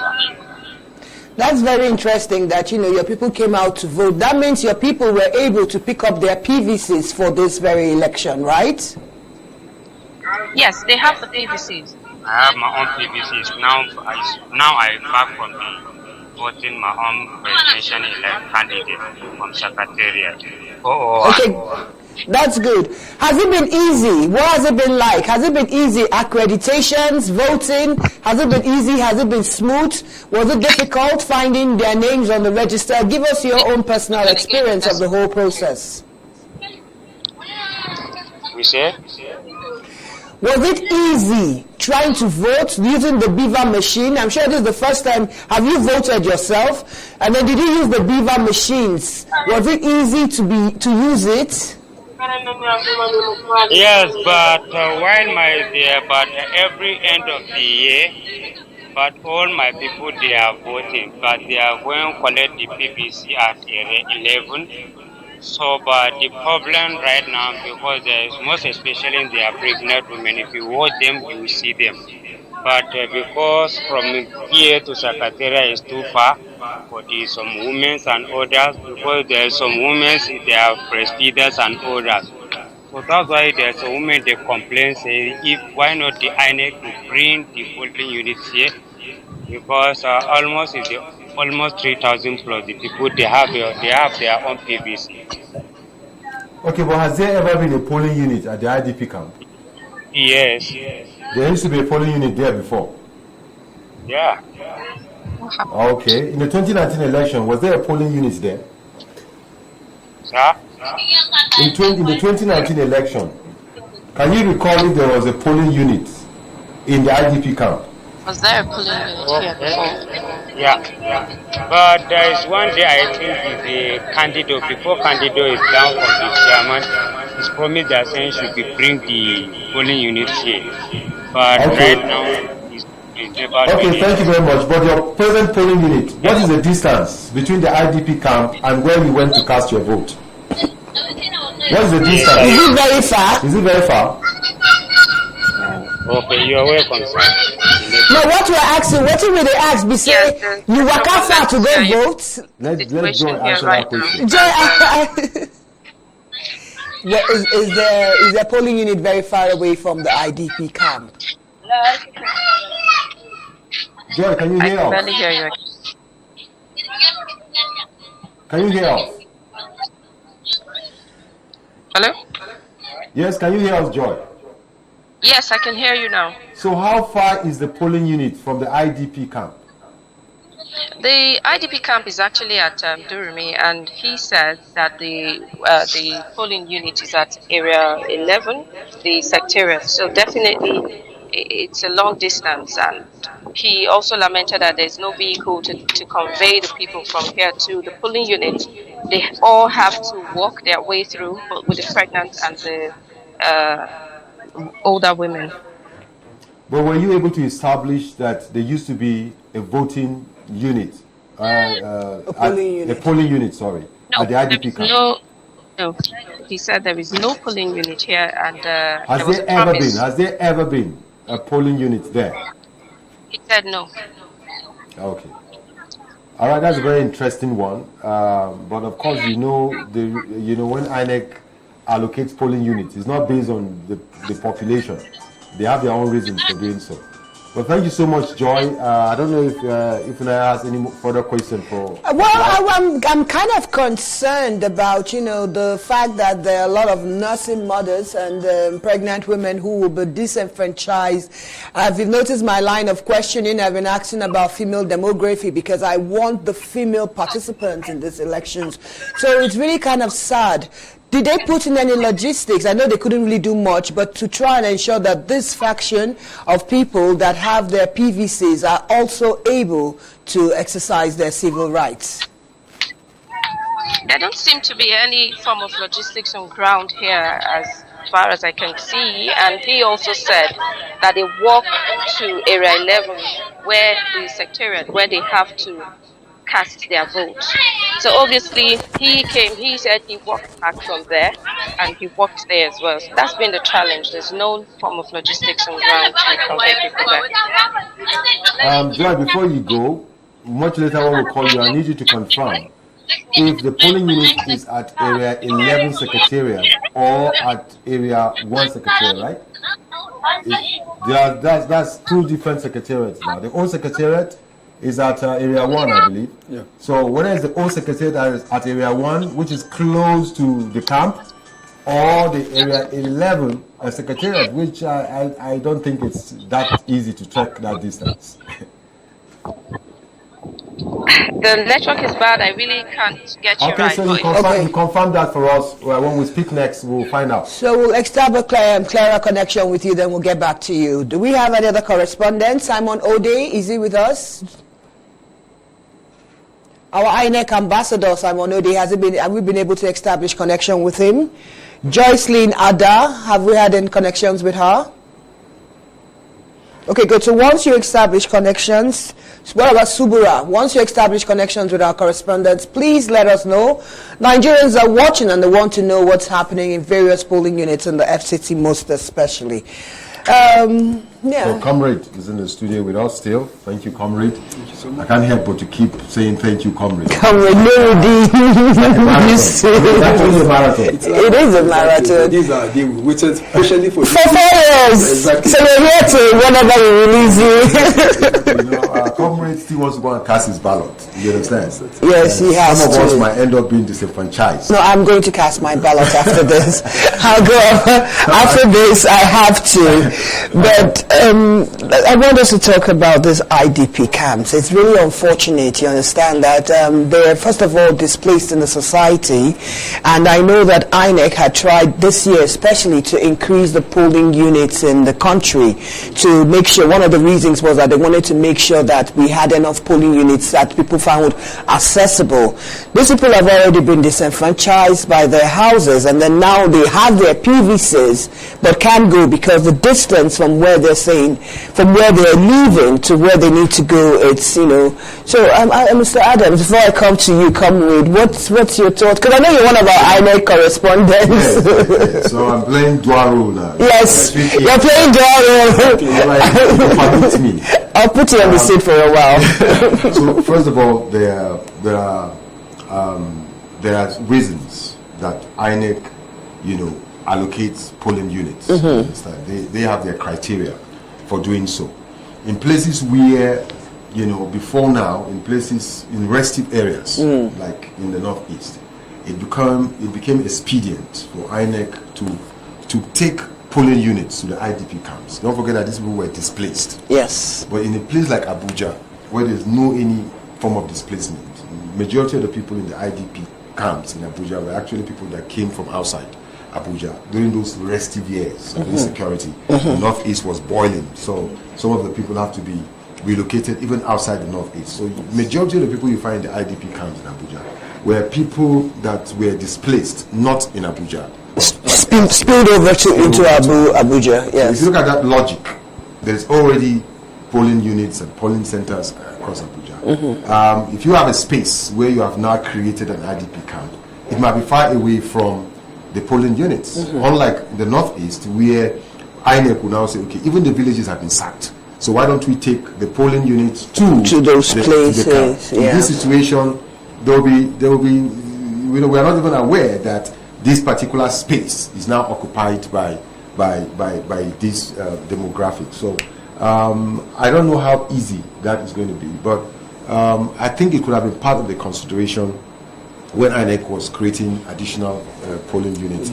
It could have been part of that consideration. But you also understand that about 240 other polling units did not have any voter in this election that we're talking about. Yes, in 10 states, yes. Yeah, you understand. So it's something that is scientific. It's something that you just have to follow painstakingly to ensure that you take the polling units to those who need it, and of course for those ones that are redundant polling units, you just don't expend energy and resources in those places. So I'm of the opinion that this could have been part of the consideration, but we don't have the facts yet.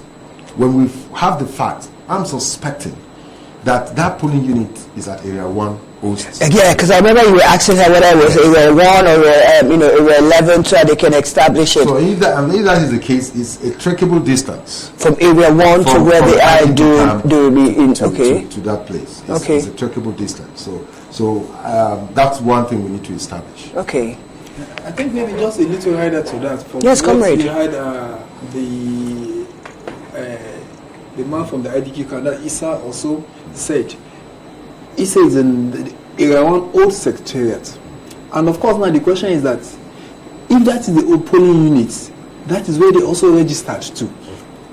Okay. Because this IDP camp is just sort of a temporary situation, just as you said, following the restiveness we had in other parts of the country. Yeah. So INEC will have not just created an IDP camp, a polling unit, this thing, but the existing polling unit where they all registered actually. But then what we just need to find out is those numbers of women that you say they are there in the camp, are they all registered voters? Did they register in that IDP camp? Of course, we can do things to also assist them with regard to maybe logistic. INEC can also come in, even though that is not within their own responsibility. But so that this number of people, 3,000 is a large number, to see how they can assist them, to move them to maybe this polling unit. But of course, have an issue, I know, from what they've seen and from what they had, that polling unit is actually existing before the IDP situation arises in Dorimi. Do we have any correspondent patched in? We're trying to establish correspondent with Simon O'Day, so we can hear what's happening. He's our INEC ambassador for the FCT. It would be interesting to know what's happening in his axis. Or Joycelyn Ada. Okay, in the absence of that, we'll take these rushes from Lois Abasambu. Lois is went to area 8, somewhere in area 8, and she has these rushes that should be aired now. Abba Sambo, Lois Abba Sambo, can we get to know what's happening in area 8?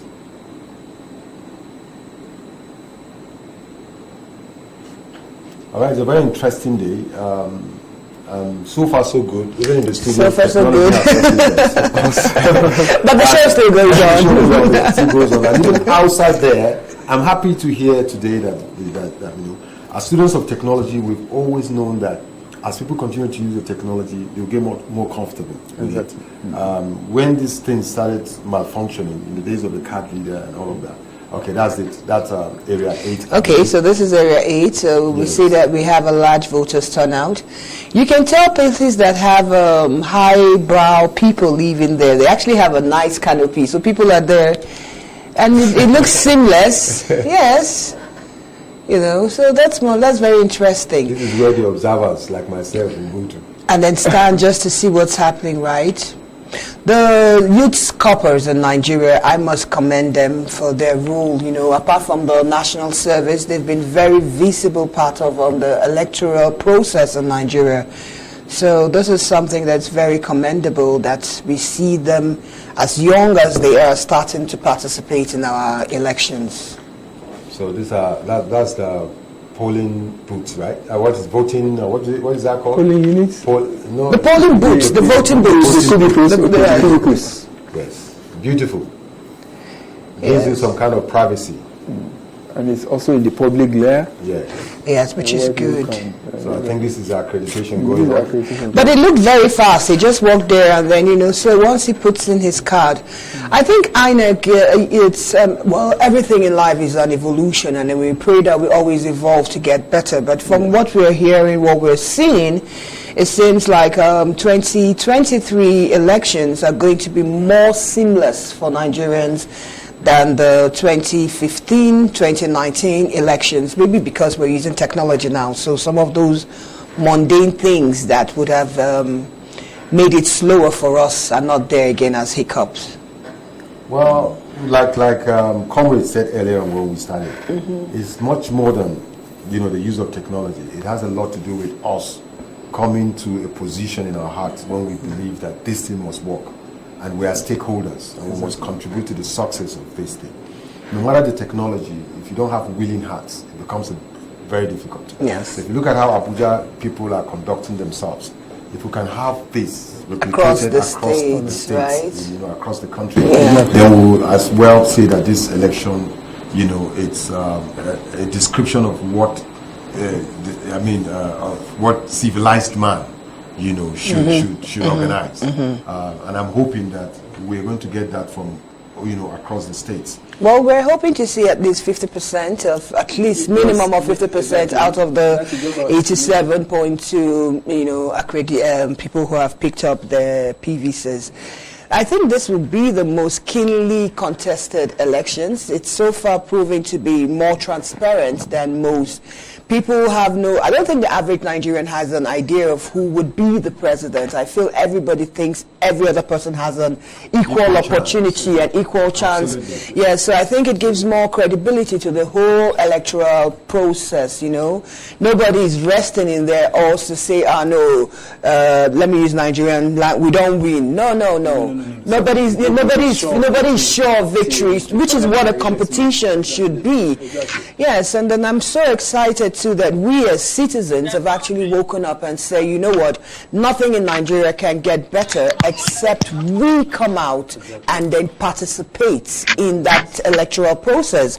And we're seeing it from all the reports that we're seeing, people coming out, not minding the delay for 1 hour, they're still there waiting, and nobody has really told us that the bimodal machines in their areas aren't working. So that's awesome news for us. That's definitely good news. That's definitely good news. Well, like I said again, we're hoping that across Nigeria, this is the same report that we're going to get. And the reason is because I believe that in all of the places where you have educated people, there will be no need for you to try to circumvent the process, because you know that is just a waste of your time. For places where you will have people who will try to undermine the process, these are places where you may have less educated people who do not understand that everything we do now is in the cloud. It's in the cloud. We're moving higher. We're now in the cloud, so whatever you take from here doesn't make much difference. It's a win for democracy. We have a correspondent hanging on. Joycelyn, we've been told we have Joycelyn Ada with us. Joycelyn Alakeche Ada, can you hear us? Yes, I can hear you. Joycelyn, good morning. So where are you reporting from, and then what's the situation around there? Okay, I'm at polling unit 124 at Apo Resettlement. As you can see, the INEC officials just arrived. The accreditation has not yet begun. They are still setting up as it is. Apo Resettlement. Joycelyn, we are talking about past 11. This long-awaited day of February 25th. Oh yes, the eligible voters here, they've been standing here since 8:30. A lot of them are quite frustrated with the situation. As you can see, they're all still here waiting for them to set up so that their votes can count. Unfortunately, the INEC officials just arrived here now. They're still setting up. Accreditation has not yet begun. They are yet to, in fact, they're just setting up their equipment now. Do you have an idea why they're coming so late? Well, they haven't they haven't spoken to me yet. Because they arrived late, they're just trying to set up as quickly as possible. So they've not had time to chat with anyone at all. Okay, great. And then what about the voters that have been there since the morning? Have they been able to ensure that they are the right polling units? And then is the crowd reducing for this long wait? It's almost 2-3 hours after it was supposed to start. Has that also affected the number of people that came out before and the people that are still currently or still presently there now? Oh yes. I've been here for about 25 minutes. I've seen voters come and go, when they drive in and they ask, have they started? When they find out that the INEC officials are not yet here, they just say, let's go back home. So hopefully they will come back, but some have been so persevered, they have remained here. They said, whatever time they get here, we will make sure our votes count. So we have a bit of a crowd, not so much, although in Apo Resettlement here, we have about 3 polling units. So polling units 020 is quite filled. I will be going there again very soon and give you a situation report from there. Although even at that location too, the INEC officials have arrived, but accreditation is yet to begin. They're just still setting up. In the whole of Apo Resettlement, they have not yet started the process. INEC officials are just setting up. All right, at a glance, what can you say is the ratio of men to women? We have more men definitely here. We have more men to women, but the well, the women are saying no. We have more women, but at a glance, you see, a like I kept saying, a picture is like 1,000 words. So let's see the picture. See that we have a bit of a crowd here at a glance. Yeah, I see the women behind you. Oh yes. Could you get any of them to speak to us? Let's tell them let them share with us what their experience is, and then how just generally share with us. Let me get someone to speak to us, and that'd be awesome. If you can get the lady and then the man, it'll be nice to know what their thoughts are also. Okay, so what's the name? My name is Jennifer. Jennifer, right? Okay, so what's our question for Jennifer? Chidima, good morning. Okay, more volume. Yes, so what's the experience like so far? Have you been able to find your name on the register? Are you looking forward to the elections? How long have you been there? What do you want to share with Nigerians? Hi. I think you need to recap that again. Chidima, can you hear us now? Yes, please, I can. Okay, awesome. I said we just wanted to know whether, first of all, you're able to find your name on the voters register, and then, of course, we know, unfortunately, you've been there for hours and then waiting. Can you hear us? No, you're shaking your head. We seem to have a connection with... Can you hear us now? Joy, if you can hear us, just tell her we'd like to hear, what this whole exercise means to her.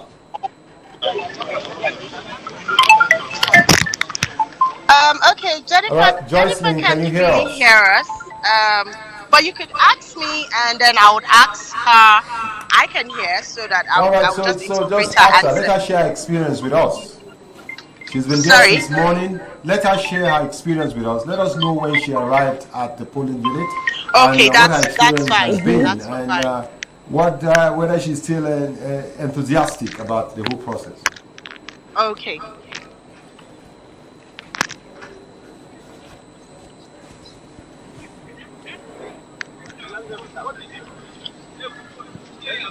Okay, Jennifer, how long have you been on this, been waiting to vote? I came here like some minutes to 7. Okay, what waited so long? How has it been for you, and what has kept you here waiting? Okay, this is like my first time voting, and I'm like, nothing will stop me this time around. I have to cast my vote. No matter what it takes, even if it's at night we get to vote, I will still wait here until I vote. Thank you very much. Thank you. So you heard her, Adams, and she said whatever it takes. This is actually her first time voting, and whatever it takes, she is going to cast her vote. I am today. awfully impressed. First of all, she's been there for 4 hours, which is highly commendable. Yes. And then that's what we've been discussing in the studio, that the voters' awareness this particular election season is incredible. This is her first time she's voting, and she's ready to stay there no matter how long. So that's the kind of message we want to hear. We want the voters to be so certain about that they are the only ones who can actually make any changes in Nigeria. Okay, let's hear from a man, from a male perspective, because some people might say, we women were very patient. Let's see, is there any man that would like to tell you, what his own experience has been, and then how long he's willing to stay there too until it gets to his turn to vote.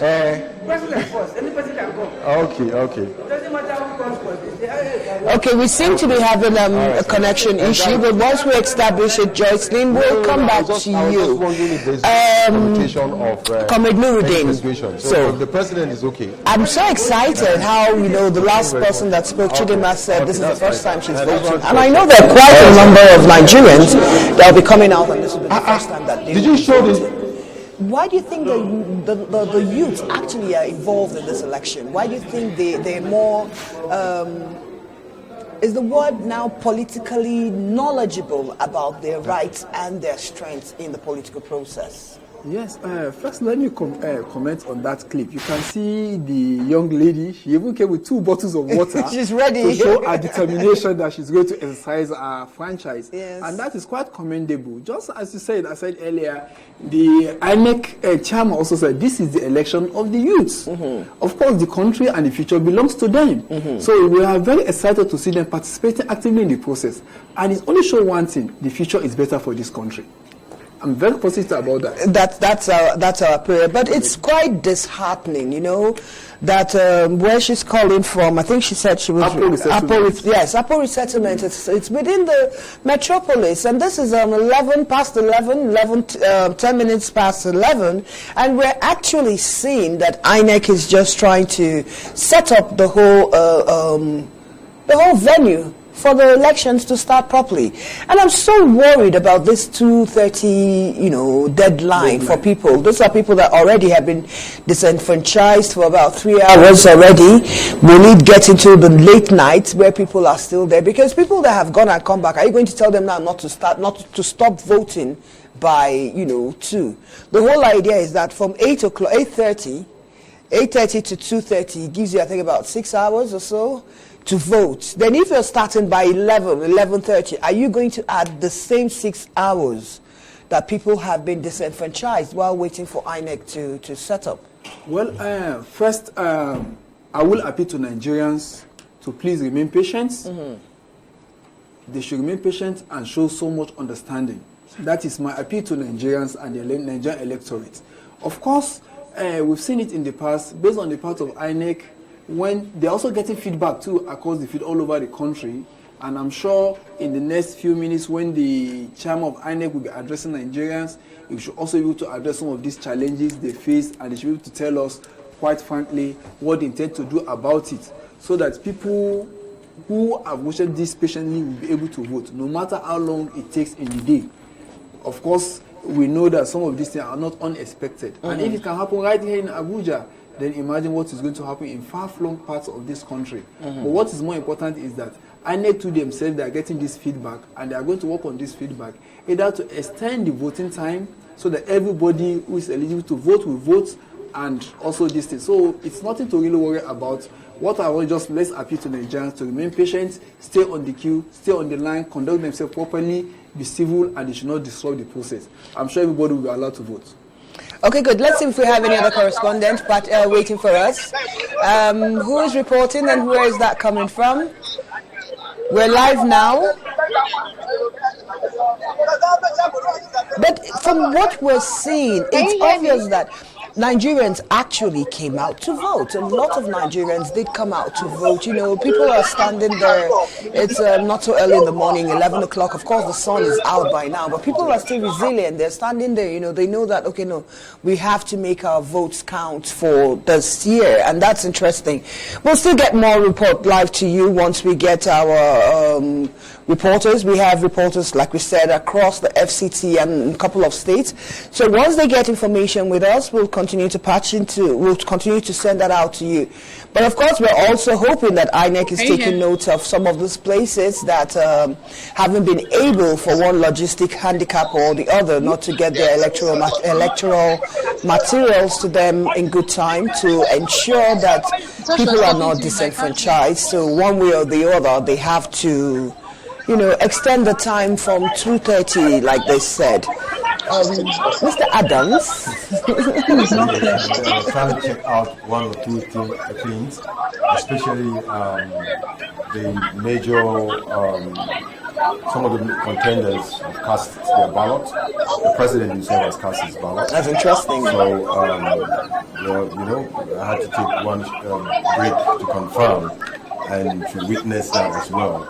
Shortly we will bring to you the slides to show you how it went. President Muhammadu Buhari has cast his ballot, as well as some of the major contenders in today's race. Okay, that's interesting. And so, any moment from now, we'll let you know. We'll let you see how it went. But generally, I think there's no any other report that seems negative today. So far, so good. Okay. Oh, that's our Commander-in-Chief of the Armed Forces. So that is yes. But isn't he showing where he's voted? He's not supposed to show that. He's not even on a close shot. There's no close shot on it. No, but I'm asking because the way the ballot is secret, you need to be folded before you do that. No, well, he's the president and the number one citizen of this country, and he's just showing you that, look, I have cast my ballot. Okay, why are you chuckling? Yes, of course, if you look at this, to me, I think this is not in line with the guidelines. Exactly, that's my church also. INEC. But of course, when you are the president and you are in your own state or own town, of course, you have a lot of supporters and things like that. And you have this, but I think, I don't have the details. Voting should be done in a cubicle and it's supposed to be a secret ballot system. But also, of course, symbolically, if you remember 1992 election, I remember then. I can tell you who we voted for. Yes. Well, you are not supposed to clearly tell. Who you voted for. But back to, I just want to bring you back to the issue. Yes. This is also like maybe history repeating itself. In 1993, then the front runner of the candidate then, Bashir MK Abiola, of course, it even turned out to be a legal issue when he went to vote and also display his card, and also even the clothes he was wearing had the logo of his party. But of course, we know the judgment of the courts by then or things like that. Even though it's a right, it's not as if it must be the law that definitely. Basically, just to try to ensure the privacy of the voter so that they're going to vote without any fear. I think that's the message we're trying to say. And to also show that it is one man, one vote. So to show that it's one man, there's just one ballot, and that's what he's casting. So these are all some of the things. But like you've said, there's always going to be a hangover of the old order and the new order. There's always going to be that hangover. So we don't expect the new culture, the new electoral act, the provisions to just take place immediately. We see a lot of things that happen within the process where some people are not even aware, and I dare to say with due respect, there are lawmakers who were not aware that the Electoral Act provision prohibits them from participating in 2 primaries, for example. So we saw all of that happening because there's an old order, and for you to migrate to the new order, there's still that open to interpretation. There's that hangover of the old order that you have. But I'm sure that as people begin to draw more awareness, they say, no, it's supposed to be private. It's supposed to be something you fold and you dip in. You find out that other people will understand that there's a new order. But before now, it's something we do, as a leader, as an influencer, as a role model, where you cast your ballot and you show other people that, look, I've cast my ballot. And it's okay, it's free. You can come out and do the same. You understand? But that's a nice one. We have Zara Mantu hanging out. Zara Mantu, can you hear us? Zara Mantu?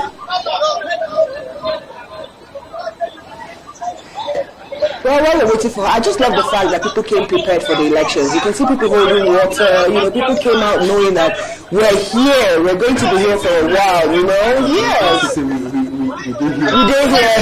Everybody there outside. the thing is, the way we carry out elections in this country, because we're still evolving, we shut down everything to carry out election. It's not like in other countries where election can even take place. In advanced democracies, elections take place on a weekday where people are in the office. Exactly. So during a break time, say, let me go and cast my ballot and return. Here we shut down everything. So if I ask you, if you're not in the studio, if you're not at the polling unit, where will you be? Everything is shut down. It's really sad. So everything has to. So you see people coming to that place.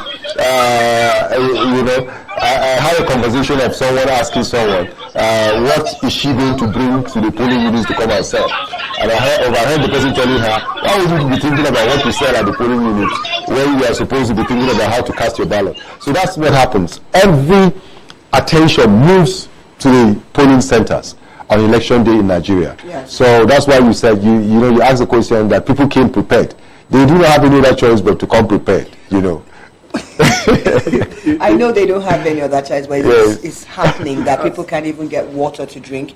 Okay, imagine the other lady that said this is the first time she's voting. She's been there since 7 o'clock. She's been there 4 hours already.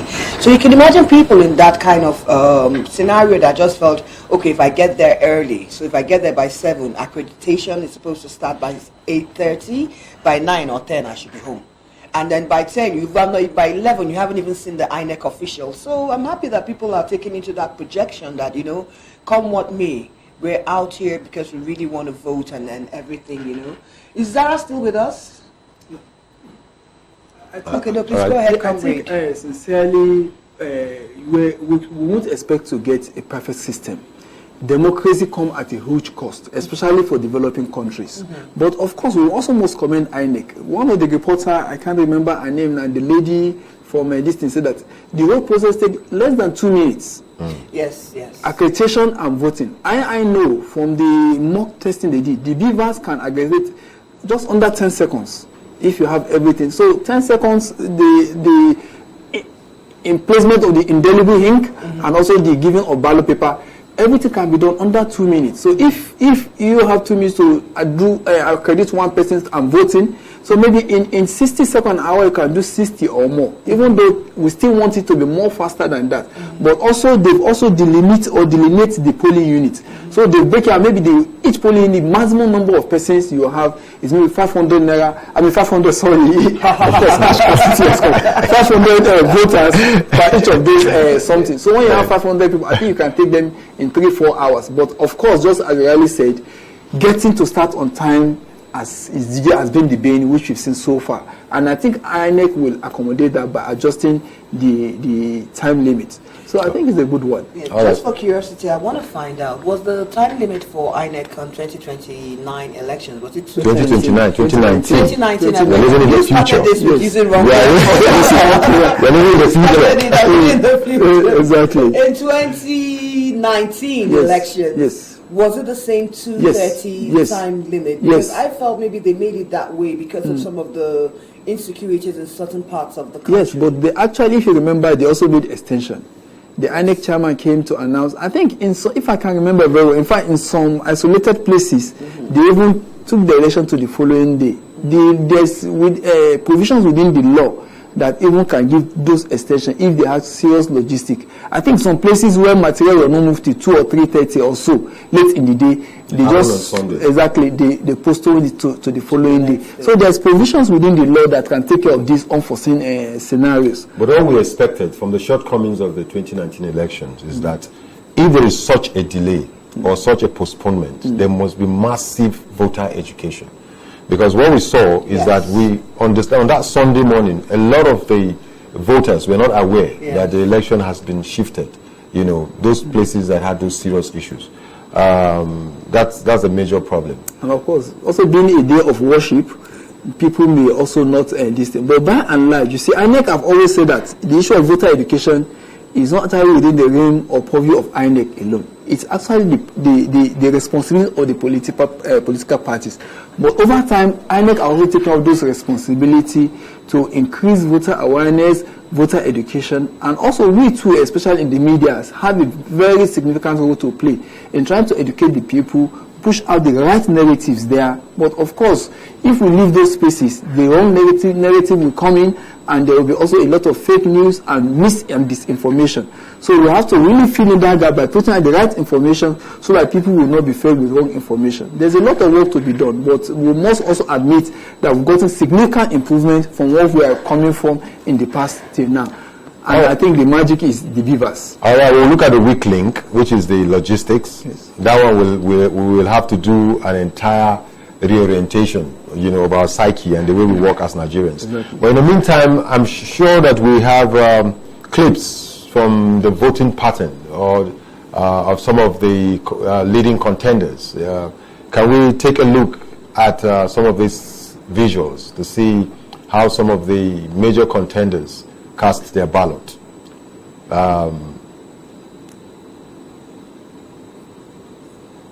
If the clips are ready.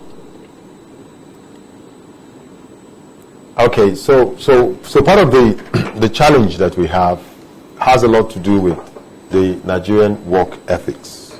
You know, okay, that's the president. I'm expecting that after this we'll also get to see some of the contenders. Exactly. You know, how they cast their ballot.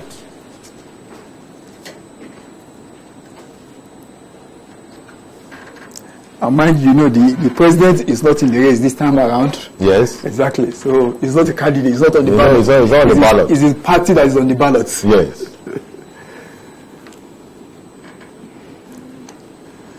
You know, while we're still waiting for the other videos to upload to show what other contenders did in their own polling units, I'm very happy there was something you just talked about in passing, which was the issue of disinformation, fake news, and stuff like that. And that's one of the reasons why we're having this live program, Decision 2023, so that we're able to inform people of what's happening part-time, per location, and give you the right information. I know that a lot of,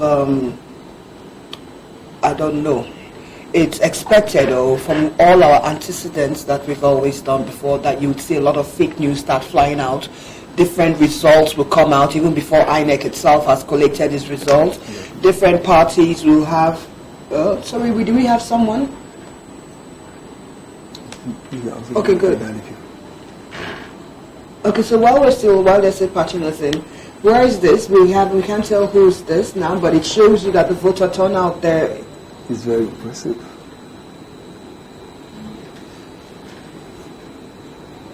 Okay. Yeah, the way we describe it, I describe it that everything is working well. Okay, we can't know any. I hope we thank God for the election. What's the challenge you said you had again? The challenge that we have here is the polling units. There are some people who get transferred to this place, okay, but they cannot find their center here, okay. And the second one here is for the card reader, okay. It did not move well the way we expect it to be.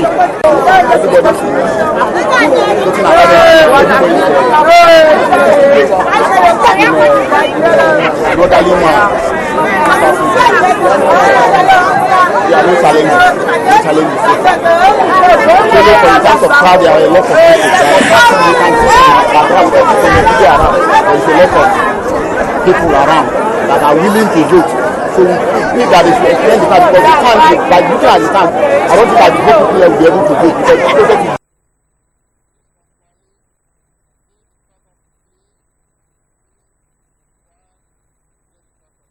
The voting is easy this year. Normally we enjoy the voting. We don't have much problem here. Now all polling unit, but I don't know that one. But we in Kwali here, we don't have problem voting. Okay. Yes, sir.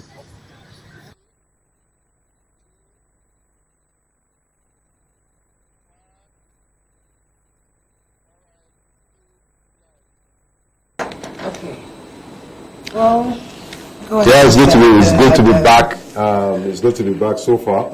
So initially we went to Buhari and we saw the turnout in Buhari, and the last one is in Kwali, where our correspondent Abdullahi Mukhtar yes, earlier reported. So that's the feel of what's happening. But you were saying something before we went. Okay, yes, I was talking about the issue of fake news, disinformation, misinformation, and it will start today. You'll see whether it's different parties that want to push out their own narratives there. You'll see people bring up stories that never happened just to heat up the polity. So how can we, since we're with the business of making sure that people get right information, timely information, reliable and confirmed information, how can we advise a citizen in this period to just calm down and wait for INEC's official, because everybody now is on INEC official as far as all of us in Nigerians are concerned, do you understand? Yes.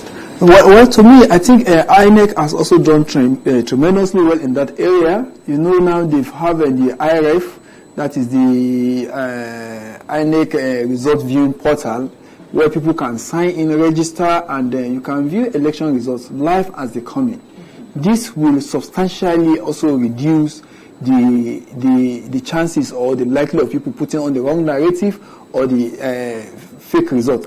And also, of course, the law empowers only INEC and its designated officers to announce results at the level, at a different level. Because also, apart from the presidential election today too, we're having that National Assembly election. And of course, the returning officers to announce those results are different again. But that of the presidential, it is the INEC chairman himself alone that will be the final vote. I don't know if there are any there in provisions have been made where we actually view well. results as they come in. And each party also has set up their own situation. So I think, except for people that are just bent on mischief, the argument to bring fake news has been lost. But of course, politicians will always still be politicians. We need to just this confidence. Let's go join our correspondent, Simon Ode, good morning. Hello, good morning.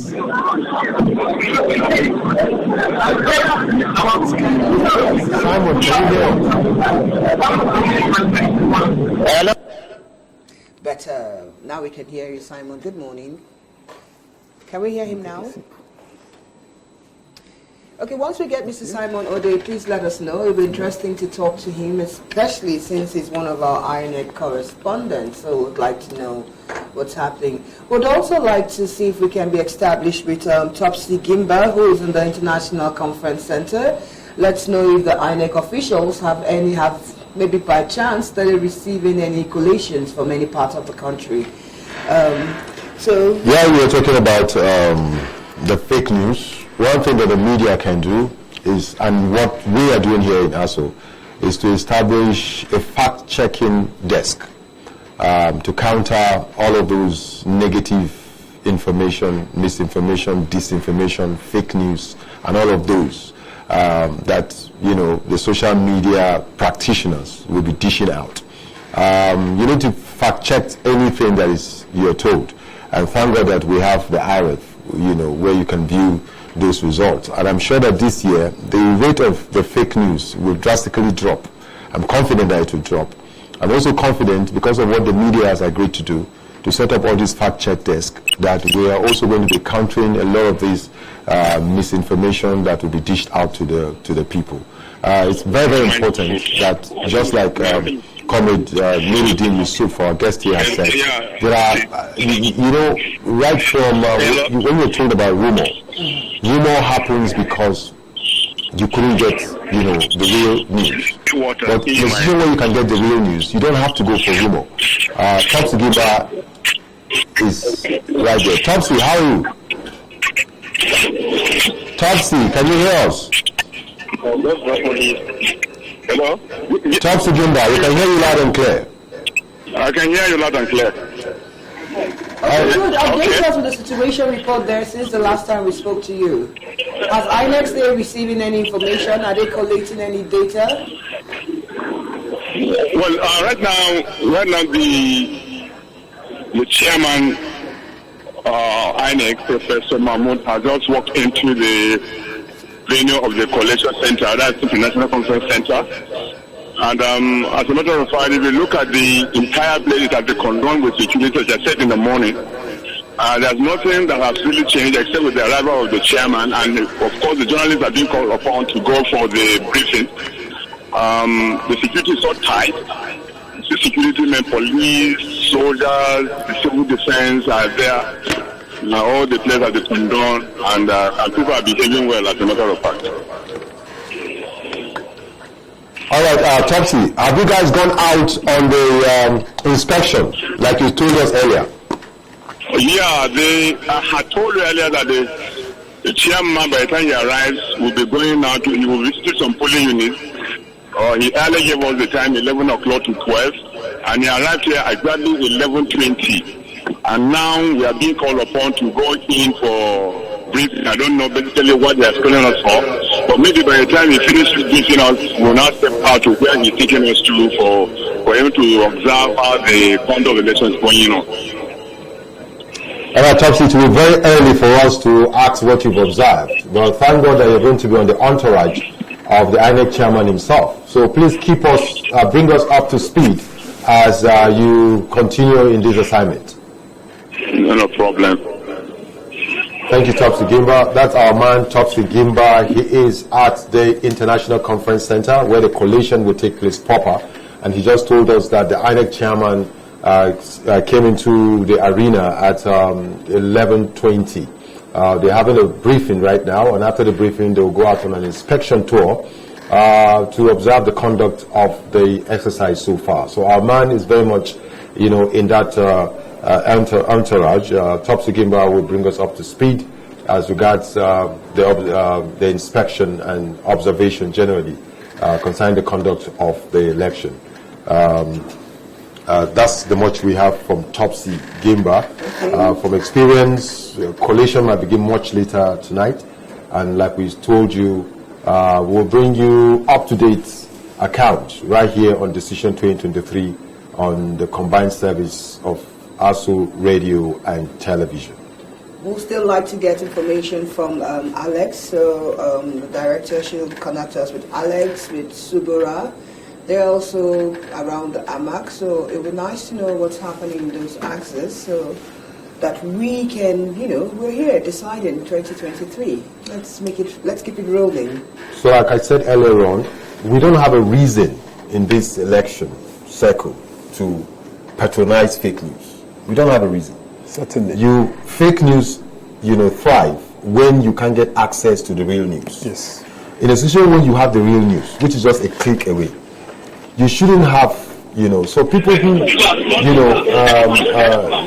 roll out fake news, they're either doing it for some mischievous reasons, they're either doing it, to put one candidate at advantage over another candidate and all of those. So my advice to the general public is go to the INEC viewing portal, view the results, and you're right there at the polling unit where this result will be uploaded. And right from the polling unit, you get to find out what the results are before they are even uploaded, And you can always cross-check all of that. But as much as possible, avoid fake news. And far more importantly, only INEC has the right to announce results. Far more importantly. So don't believe any report that is not from INEC. Yeah. I think we have a reporter. We have one of our correspondents out there. Okay, so we've lost our connection. Please, once you establish it, let us know. We also have various reporters, so please, the director should keep us on track and then try and get in touch with all those people so we have feedback coming in. Mr. Adams, you spoke like a broadcaster, a seasoned broadcaster, when you said there's really no need for fake news, especially when you have the availability of, the right news there. Yeah. But we both know that, we all know that people that capitalize or utilize these things do it to a disservice. They actually know that what they're sending out is wrong, and then they're trying to either hit up the quality or just general confusion or distrust between us and then the whole electoral process. So I just hope that everybody sticks to the right news. That's why I said talking to the consumers now of the news. You need to know where to get your news.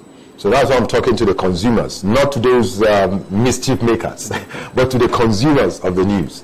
You now have access to the INEC result portal. What other news will you be looking for? All right, we have Lois. I hope Lois is not in a sitting room somewhere. He looks like a father, or like one MBS, maybe she's in the chief's palace. Lois, that doesn't look like a polling unit. Yes. What must be a VIP polling unit? Hello, can you hear me, sir? Yes, we can hear you, Lois. Yes, so I am the chief of Garki right now. The chief of Garki? I just turn my camera so that you have a view of him. He has casted his vote and he's here with us just so that we hear from him how the process has been so far. Good morning, sir. Good morning, how are you? Fine, thank you, sir. Okay. You can put this on your ears so that you hear them directly. Okay. Yes, sir. Okay. Good morning, sir.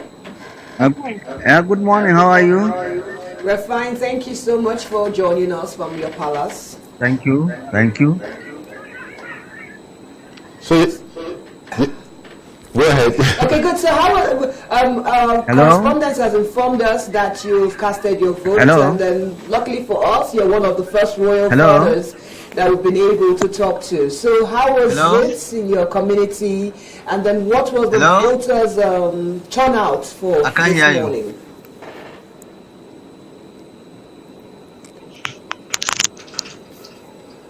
Hello? Can you hear me, sir? Hello? Yeah, I can hear you now. Okay, good. I said we are honored that you are one of the royal fathers that has been able to discuss with us this morning. So what we want to find out is how the election went for you. Was it easy? What's your people's response to it? Did a lot of people come out to the polling units to cast their votes? Okay, thank you very much. Actually, my people have come out in mass to exercise their own franchise, and when I want to also cast my vote too, it didn't take me more than 2 to 3 minutes. I was done. So the election has been peaceful within the area here. I have not received any negative report, but rather it's a positive response I've been receiving, that people are turned out and that people are on queue to cast their vote. Okay. Do you think more people came out this year than 2019 elections? Do you have more voters present this time around? Actually, there have been a mass turnout by my subject, especially my people like Igbo people who have turned out in mass, comparable with the other ones we have been having elections. So I haven't known that one of the candidates, being Peter Obi, Your Royal Highness, you know, we will not be able to talk about the candidates today. We can't call any candidate's name or any candidate's party today, because it will look like we're promoting or sponsoring that candidate. So we can't call. So can you generally give us an advice, especially your subjects and Nigerians in general who are watching you and listening to you on ASO Radio and ASO Television? What advice do you have for us? Hello? Hello, sir. Can you give us an advice? Give Nigerians generally an advice concerning, this election and how they should conduct themselves. It's cracking.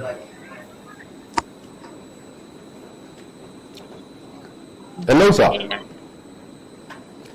Okay, we've lost that connection.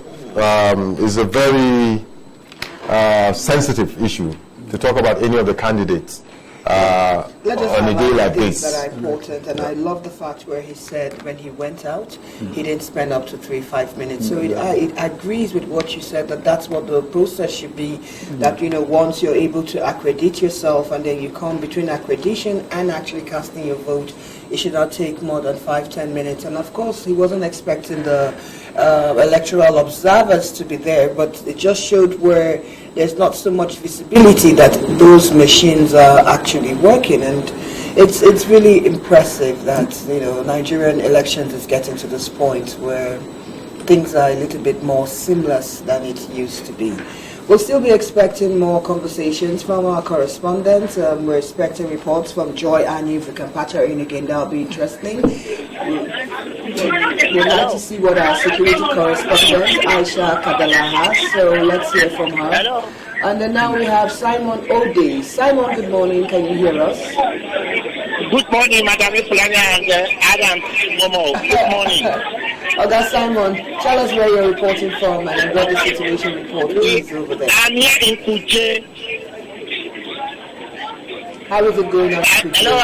The voters, are they coming out? Have they started voting? Are they still accrediting? Are we waiting for materials? What's happening there? The materials that are there in junior secondary school, Kuje, the place is being called Koyada.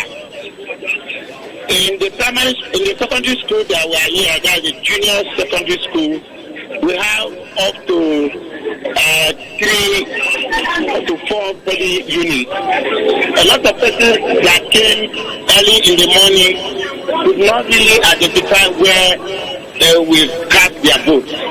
Not until when some army officials arrive and enlighten them and educate them what to do. We now told them to go and check their names where they are being tested, and that if you do not see your name there, that is to say their polling unit is not here. So that's how some people have been doing. Some people have to go to ANEC website to find out where they are to vote, where their polling unit is. So not until they did that, some people started leaving. Actually, when you come here in the junior secondary school where people came out to come and vote, you'll be thinking that it's a market square because the population of human being here is small. Why the population is small is because of we have 3 polling units in the same place. And one other polling unit, you will find out that the number of people that are there, they are very little. They are not up to 30. Meanwhile, there are some polling units, you see that we have up to 100 and something people that came out to vote. As I talk to you right now, they have commenced accreditation and so on. There is no challenge. What they did here was very, very perfect. They have to keep the elderly ones, our aged mothers and fathers, one side. People that are physically challenged, they have to keep them one side. And they started with those people, and that is what they are doing now. So as I speak to you now, voting has just commenced. The first person in one of the polling units have done his, he has voted and is about going out now. Simon, I didn't get where you are reporting from. No, could you recap that again? I told you that. Hello?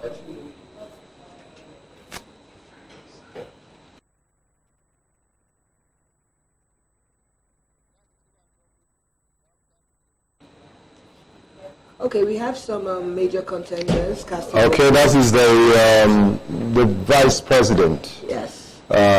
Osibajo casting his secret ballot. Yes.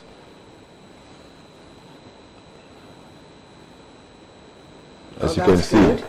And I like the fact that, you know, I don't know whether it's because it's a dignitary, but everybody is away from the place where they kept the... That's how it should be. You know, and this is the APC candidate. Okay, the candidate of the APC has come in to cast his vote. We're just watching his arrival, though, so let's see. This is a kind of state governor, Ganduje. Ganduje is casting his vote amidst people around him. So basically, it seems that everybody is actually coming out to exercise their civic duty, and he now casts his vote. When you say everybody, these are the major players. Major players must come out. They also have something. They're also stakeholders. Maybe one thing we also have to note, and which the voter out there need to be careful about, is the process of thumb printing. Yes. Because if look at the way the governor did, he didn't fold it. Exactly, he put it down. Put it down. That's the way the president did his own too, so that you don't transfer the thumb print on that and it will invalidate your vote. I think it's important because people need to be educated about this. Or well, it's too late. Exactly. No, I mean some people are listening. So yes. From what it is, exactly. So it's still not too late, at least, to inform them that, okay, you just fold out or fold in. Just make sure that you just complete only that place. And some using the index finger will be more better because it gives a smaller distance just at the right place, so that your vote will not be void. And if you want to wait 4 years and just a little mistake will just invalidate all your weight and efforts. All right. It's important. But it's something that is, I find very surprising that after all the seasons of elections from 1999, we still have invalid votes, and it's really very frustrating, I can imagine, for for political gladiators who are expecting, certain votes, and then they find out that they have a lot of invalid votes just because people didn't realize that they were voting the wrong way. So it's good. 13 million first-time voters in this election. So who don't even know what to do and how to do it. Of them, according to INET statistics. Okay, I know. And don't forget that some of the things that invalidate the vote, even for educated people, you can make such mistakes. Like he said, when you are folding your ballot paper. Exactly, we're told that the ink. So don't fold like this. Good. Because it will touch other parties. So like the basic thing is you have it on one side, the parties, and then the space for the thumbprint. So if you fold down, it touches. Yes. So you fold. The slots for you to insert too. Okay, we have Atiku. Okay, hold on. We have Atiku here. I thought he was coming in to talk to us live. This is Atiku. I'm not going to call his political party, but he's a contender in this election. Well, he's still granting the press interview, so maybe we'll actually get to see where he cast his vote. But it's important that people realize that it matters how you place your ink on the... And this is what we'll expect the political parties to do when they go for their rallies. Other than just telling people their manifestos and things they want to do, they should actually be able to educate the voters to say, when you do come out to vote for us on that day, these are the right ways you should do to cast your vote, so that people don't lose their votes. There's so much voter education, taking place. However, you must understand, do these people that we're communicating with, do they understand King's English? We're speaking King's English. It's Queen's English. I refuse to agree that it's King's English. It's King's English already. It has always been the Queen's English.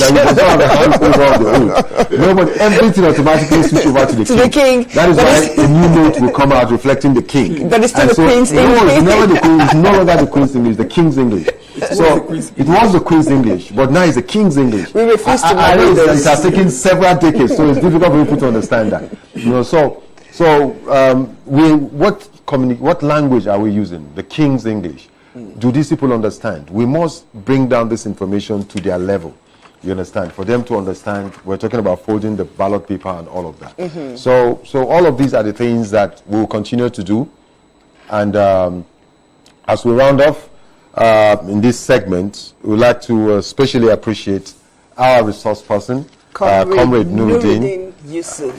Yes, thank you so much. An analyst from the University of for today. We'll take your final word in this election before the next election, which is 2027. so we'll take your final word. I thank you, and my message to Nigeria is that please go out. Don't be deterred with any challenge that you may have today. Go out and exercise your franchise, and please conduct yourself in a very peaceful manner. Nigeria is ours, and we all hold it a duty to play our responsibility. God bless you. God bless Nigeria. Comrade Nuruddin, thank you so much. Thank you very much. I'm so glad to be here. Well, I'm so happy to say that I can now go and exercise my franchise because I end this segment of the program, and then of course Mr. Adams is still going to be back here keeping you guys together and updating you. But thank you so much for being a part of this Decision 2023, the morning segment. The afternoon segment comes on, and we'll be saying this all through the day. But please, it's very important that each one of us that is able to, that has a valid PVC, go into the polling units, cast your vote quietly. And if you must remain in the polling units, please stay at least 300 meters away, and then make sure everywhere is peaceful and safe. It's the Nigeria of our dreams, and we can make it right. Thank you so much, and my name is Ifunanya Amafili. All right, in part 2, after the break, in this special election coverage, Decision 2023, we'll have Holina Adejo and Nuhu Isa taking you all through to 3 p.m. And we're expecting Dr. Ebowman, a political scientist, and Dr. Akintunde Ogunshola, who's an economic consultant, to be our guest here. Remember, we're going to give you updates on events as they unfold, especially within the Federal Capital Territory. This is Abuja Broadcasting Corporation, owners and operators of ASO Radio and television. And this is your first place in terms of the latest information concerning the Federal Capital Territory. I'm Adams Momo on behalf of my colleagues and all of those who have worked behind the scene in this first part. Join us again for part 2.